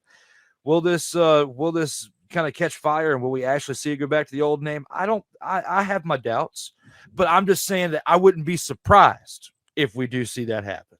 Yeah, and I get the local swell and support you're talking about, and that's kind of the reason I posed the question. And let me be clear, you have more credibility considering your lineage that you mentioned, Drew Willingham. You have more legitimacy to speak on the topic than Bob Costas did at the time, just as an example of one particular, shall we say, knight who crusaded, who was a member of a particular hue that wasn't Native American. I understand that, and I think there's an element of that present, in case I haven't made that obvious with my double entendres here. But at day's end, again, I think don't confuse marketeering with politics. I think Magic used that word in that space because it speaks to the fans, and that's what he needs to do. But as a long-term thing, it'll be interesting to see. And hey, listen, if anybody's going to survive it, to your point, probably would be Magic Johnson. I just wonder how much of a look in our whole cancel culture concept of a social media world we have out there, that'll be a thing he does. It's fascinating to see. I'm not making a judgment either direction. I certainly don't have a dog in the fight. I will be surprised if they change it back to Redskins, but I am with you, sir. I would be. It doesn't affect me directed. I was told it was an insensitive term. I don't know how accurate that is or not. I'm not even prepared to have that conversation. If I'll put it this way, if it was really about sensitivity, they would have gone with Red Tails in the first place. You're absolutely right. And when it comes to that, because there's been other people I've talked to. It depends. Like I could take a consensus in a poll, and you'll get different answers, of course, with a widespread of people. But with the individuals talked to of all different backgrounds and everything, I've heard it being called the slur. One person likes to refer to it as the slur. Some people have jumped the piggyback on the bandwagon or whatnot, and some of them, it was after the pandemic and after the change of the name. Some of them have called it that, before all that even happened, like years before that happened, because what happened in 2020 wasn't like it was like brand new. Like we've been hearing about it in the news outlets over different points. It just got buried in other news. It wasn't as widespread. It would just pop up once every now and then, especially mainly. And that's why I said what I said earlier. It was mainly brought up and speculated on the name change over the course of years. They were throwing it out there at times when Dan Snyder was pissing people off. Let's just be real. Like we had a different owner in there who is a little bit more, I would say, it showed more empathy towards, that's probably the best word I could use, showed more empathy to the ones out there who were expressing, their concern for the name, and showed more empathy towards the situation. I feel like we would have had a different outcome. But, now we're what's done is done. You can't change it. We can go back to that if we have, especially one of our owners who is Magic Johnson, who's African-American, who can speak on that topic and has rightfully so the reason to speak on it. If he's basically giving his, bill of acceptance towards it, you have a huge following out there saying and speaking up on Twitter and now Threads or Spill or whatever freaking social media you're using nowadays. If you're speaking up on that and supporting him, if he's saying that it's okay, and he's going to use the word Redskins like 15 times, I might be over exaggerating a little bit, but he said it a lot of times during that conference. Go back and watch it, Kyle Nash. You won't be surprised at the words that are coming out of my mouth. I will not be surprised if it changes back to the name, but at the same time, I'm not going to be surprised if it changes to something different, completely different than the lineage of the team as well. Oh, hey, listen, between you, whether it be you or, my good friend at A7B in Sports, the founder, Captain Chris Hill, who himself is also a Washington football team follower who still calls the team by the name in question. My guy who appears on the Student of the Game with a great regularity, the madman himself, Mark Mancini, though an Eagles fan, does refer to it as them still as the Redskins and all of that noise and jazz. I'm with all that. I will bet my bottom D Willie dollar on one thing, though, my brother. Whatever direction we go, we're going to be talking about it because it's going to be a hell of a conversation. No, you're absolutely right. And I look forward to seeing how that all plays out in time. It's all speculation till now. We're going to get through this season, and they're going to be the Commanders no matter what, from the start of 2023 season till the end, no matter who makes the Super Bowl and how the year ends. But by 2025, Kyle, I would not be surprised to see a different name, because it took 2 years once they started the process when they had to be the Washington football team and going in between the Redskins and the Commanders. Okay, so we had a 2-year window. If they get through this year, it could be 2025, potentially 2026, because unless they actually start the proceedings at this point, because it was around this time in 2020 when they were starting those proceedings to change it to Washington football team. It was like June, July. By August, they were having the logo out there with what it was going to be, and it was going to be the numbers on the helmets and the same color jerseys, just without the Redskins name on it, which very basic, but still got them through that season and then the year after. But it took a 2-year window to make that change. I wouldn't be surprised if it takes till 2026 at the latest, but at the same time, it could happen 2025 or so. We could see a different name for this team. Oh, there's a lot of logistics there. Just ask, for different sports, it's different outfitters, but whether it be Adidas, Nike, Champion, whoever it is, changing the paneling and branding on just that aspect of it is a difficult stuff. And that's only but a scratch of the surface, so to speak. I think that's a good, forecast. Yes. And if any of you guys saw the 16K viewed TikTok video that I had talking about the dumpster Pelicans of the New York Yankees, they have a lot in common when it comes to how this front office of the Washington Commanders are currently set at. Well, they're not currently that, but what they've been at up until this year. Now that we finally have new ownership in that building, things are going to trend upward. There are no longer dumpster fires around FedEx Field. There's no longer dumpster Pelicans in the area. There will no longer be poopy water falling on the fans. If Magic Johnson can help it, some things are going to be fixed out here in these streets when it comes to Landover, Maryland. Hey, I'll take your dumpster Pelicans and raise you a Jacksonville jumbo shrimp. Boom. We do have a couple comments to get through, and we'll see what Ike is back and says, go back to Redskins. Hey, Ike is definitely in agreement. Where's our comment cop? What's going on here, Drew? Mick sent me a message the other day talking about he's moving or something like that. I don't know if it's to another state, and the move and all that, it's a lot for him. So he's going to be taking a break from social media for a little bit. So I get it. I respect that. So our comment cop, it's summertime. People moving. We'll say vacations at some point. So maybe people are a little busy right now. So I get it. Plus, right now, tonight, it's Monday. It's the night after summer. It's 2 nights after SummerSlam, the first Monday Night Raw or SmackDown or whatever, first live event since SummerSlam this past Saturday. So there's probably a lot of eyes on that too. I can't fault it. As long as people go back and watch this show when it's syndicated, let us know how we did out here in these streets. We got one more comment. We've waited too long, guys, he says. We've waited too long, whether it's to go back to the Redskins or to get a real name, I think is what you're saying. Because the Commanders are not a real name. They don't have a real mascot. It feels like a facade, Kyle. It feels like a walking, mother-fathering facade to see this Washington Commanders name.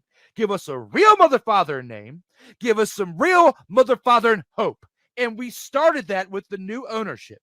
We have new ownership now. You and I have expressed it. We got Josh Harris. We got Magic Johnson. We've even got the Gibbous is what I call him. The mother-fathering Gibbous, Joe Gibbs. I call him the Gibbous because he is like a Marvel character. A man like no other. You bring in the Gibbous and good things happen. Did we win another Super Bowl when he was there for those 4 years in the mid-2000s? No. But you brought the Gibbous in, and the team started doing positive things until Sean Taylor's unfortunate death, okay? When that happened, the trajectory of that 2000 season changed, and the Gibbous was gone at the end of that season, focusing back on NASCAR. But when you think of the Gibbous and the fact that he is part of this front office, Kyle Nash, I'm hyped. I am hyped for this ownership, and he will help change this name back to something that's a little bit more relevant that fans can get behind, even if it's not the Redskins. They'll change it to a real name, because I have not met one soul out here yet that has been excited about the name, the Commanders. Hey, listen, hopefully the Lord giveth and he'll taketh away the commander name.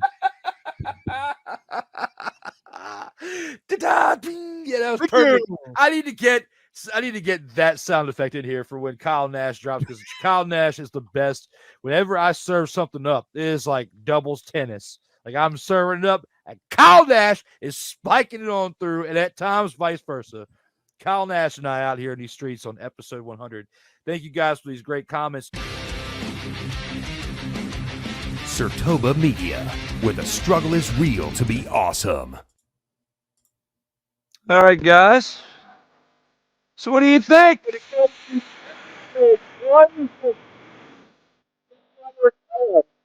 Now concluded 100, technically 101, because we showed you episode 0, where the whole show started off of one segment on another show. Now we've gone through episode 100 talking about the Washington Commanders here on this special edition, episodes 91 through 100. Let's see what your comments are now in the comment section. There are quite a bit of them. All right, Deeds has us starting on out right here with, what's this old name? Some of us have not stopped calling them the Redskins and never will.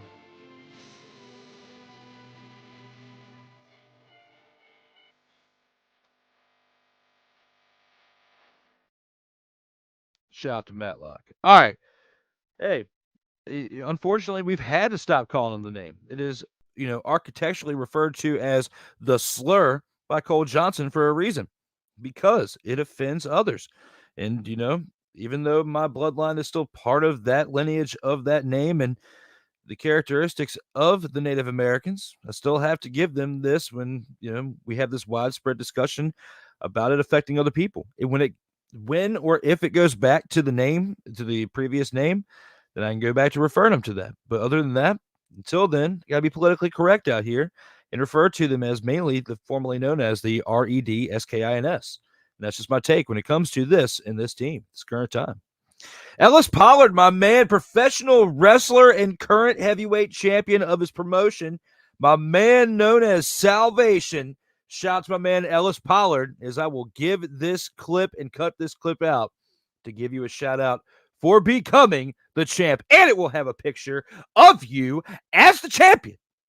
But I have to wait until after this show is over because I was not prepared. I didn't know you were going to be here. But thank you for being here. I love you, man. And congratulations on your achievement of becoming your promotional heavyweight champion of the world, my man. Victor Locke says, this should no longer be an argument. The doggone logo was made by a Native American. Very true. And now there are more Native Americans petitioning for the name to return. So why are people still pushing back? It's because the snowflake era. It's because of the woke environment. Yes, that is the reason for it. But a reason that I do not want to get to on this particular time for this edition is we can save that for another time and another show. But when it comes to this comment right here, if you have to spell out the name to avoid the backlash of cancel culture, that says it all. Cancel culture is a disgrace, and the snowflakes need to get a grip. I will always call them by their name. Deeds, I respect that. It's just I just particularly am taking that stance on it this current time and just trying to do the right thing out here in these streets. Pit Crew Drew, yes, Ike. That is a nickname that Kyle gave me during that episode of the episode 100 In or Out Sports Debate, as I had to make some changes on the fly. As I announced before that highlight started, as Snowman was supposed to be there, and I had to switch a bunch of graphics up and everything, and video clips and transition stuff to make it to where it was like me and Kyle were planned all along. So made it happen, got it done. We started a few minutes late, but hey, episode 100 happened to where we could have this special edition tonight to honor episodes 91 through 100. Deet says, cancel culture killed the best rivalry in sports, the Civil War, because cancel culture doesn't know what they are talking about. It's a disgrace that all these organizations give in to psychos. I do not disagree with that whatsoever there, Deets. The applause with the laughing emoji, says Ike. Bottom D Willie dollar, because you could bet your bottom D Willie dollar, said Kyle Nash in that clip. That was funny. And of course, Stream Element says, subscribe now to this channel and never miss out on new content. If you have not done so, please click that like button, share it, subscribe to the Sertoba Media channels, and help your boy out here. So I'm doing it solo out here in these streets with the help of Kyle Nash and others who are contributing. But when it comes to promoting this network, Sertoba Media, please help your boy out. Click that like button, subscribe to it, help me out out here in these streets. When it comes to Ike, he says no more people. No, he says no more poopy water dumpster pelicans out here in these streets. Yes, that was a statement that I said in that highlight clip right there, as well as the gibbous with a bunch of laughing emojis there in episode 100. And our current last comment for this segment is only thin-skinned people call them the slur. Oh, wow. Vic-a-lot throwing shade at Cole Johnson. I'm going to let you two handle that on your own. Vic, announcement, as I'll announce that during the final word here in a second. I think you'll like what my announcement will be here in just a minute. But, guys, we've gone through the comments here for episodes 91 through 100 highlights. It's time to take this to the final word and discuss some good things that I have coming your way.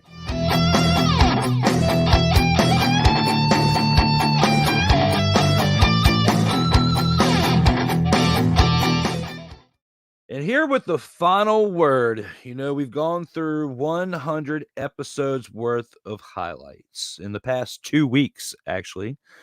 It was just 3 weeks ago that we hit 100 episodes, and now 3 weeks later, we've now covered 10 additional episodes covering the highlights of these special edition episodes. So it's definitely been a lot of work on my part to put that together, not only to do that, but to present it all live. Every single one of those editions were live while I was giving you the highlights, as well as myself in between each highlight clip and the interactions as well, to basically give you my take on how each episode went and acknowledge your comments as well. There's definitely been a whole lot of fun. And with that, we will be back to the In or Out Sports Debate very soon, within the next 2 weeks. It hasn't had a set date yet, but what I can say is this: 101 will be back, and it will be coming back with some different transitions. Some things will be the same, some things will be updated, but it's going to be a lot of fun, as always, as we have on each and every episode. But also, there's another show that's going to be starting up, and it's actually starting up next week. And it's going to be following the Sports Senseis. Sports Senseis is at 1 o'clock or 1:05 p.m. Eastern time on Tuesdays, but on the same day on Tuesdays going forward. As the Sports Senseis is a 1 hour show. Following that, 2 hours later at 4 o'clock p.m. Eastern time will be a show called Total Football Talk, as Cole Johnson and I will be teaming up. Our powers will be uniting for a Total Football Talk show where we not only talk about NFL, which we'll be doing throughout the majority of the NFL season, but we'll be talking XFL, CFL, maybe a little bit of NCAA action, but who knows? We're going to start out just doing NFL. Keep it pretty close to home for what we're the most comfortable with and what we talk about the most. But next Tuesday, September 5th, at 4 o'clock p.m. Eastern time. But thank you all for tuning in. We got a couple more comments I'm going to acknowledge real quick before we get on out of here. That is not a slight at Cole, because I know he's kidding. Yes. And I was just kidding with what I said too, Vic. But those who take this seriously, yes, the snowflakes, absolutely, absolutely. You getting classy over there, Drew? Yes, definitely trying to out here in these streets. And speaking of when it comes to out here in these streets, guys, we're at that point of this episode where this is probably one of the longest episodes I've ever done, but I've had help throughout this, because I've had highlights to give me breaks in between as well, and then interact with you guys in between all 10 highlights. But this show's gone for almost 3 hours now, and it's time for me to close it on out. But I've only got one more thing left to do before I do get on out of here with you guys, and that is look at one semi-badass outro. And as always, stay safe out here in these streets.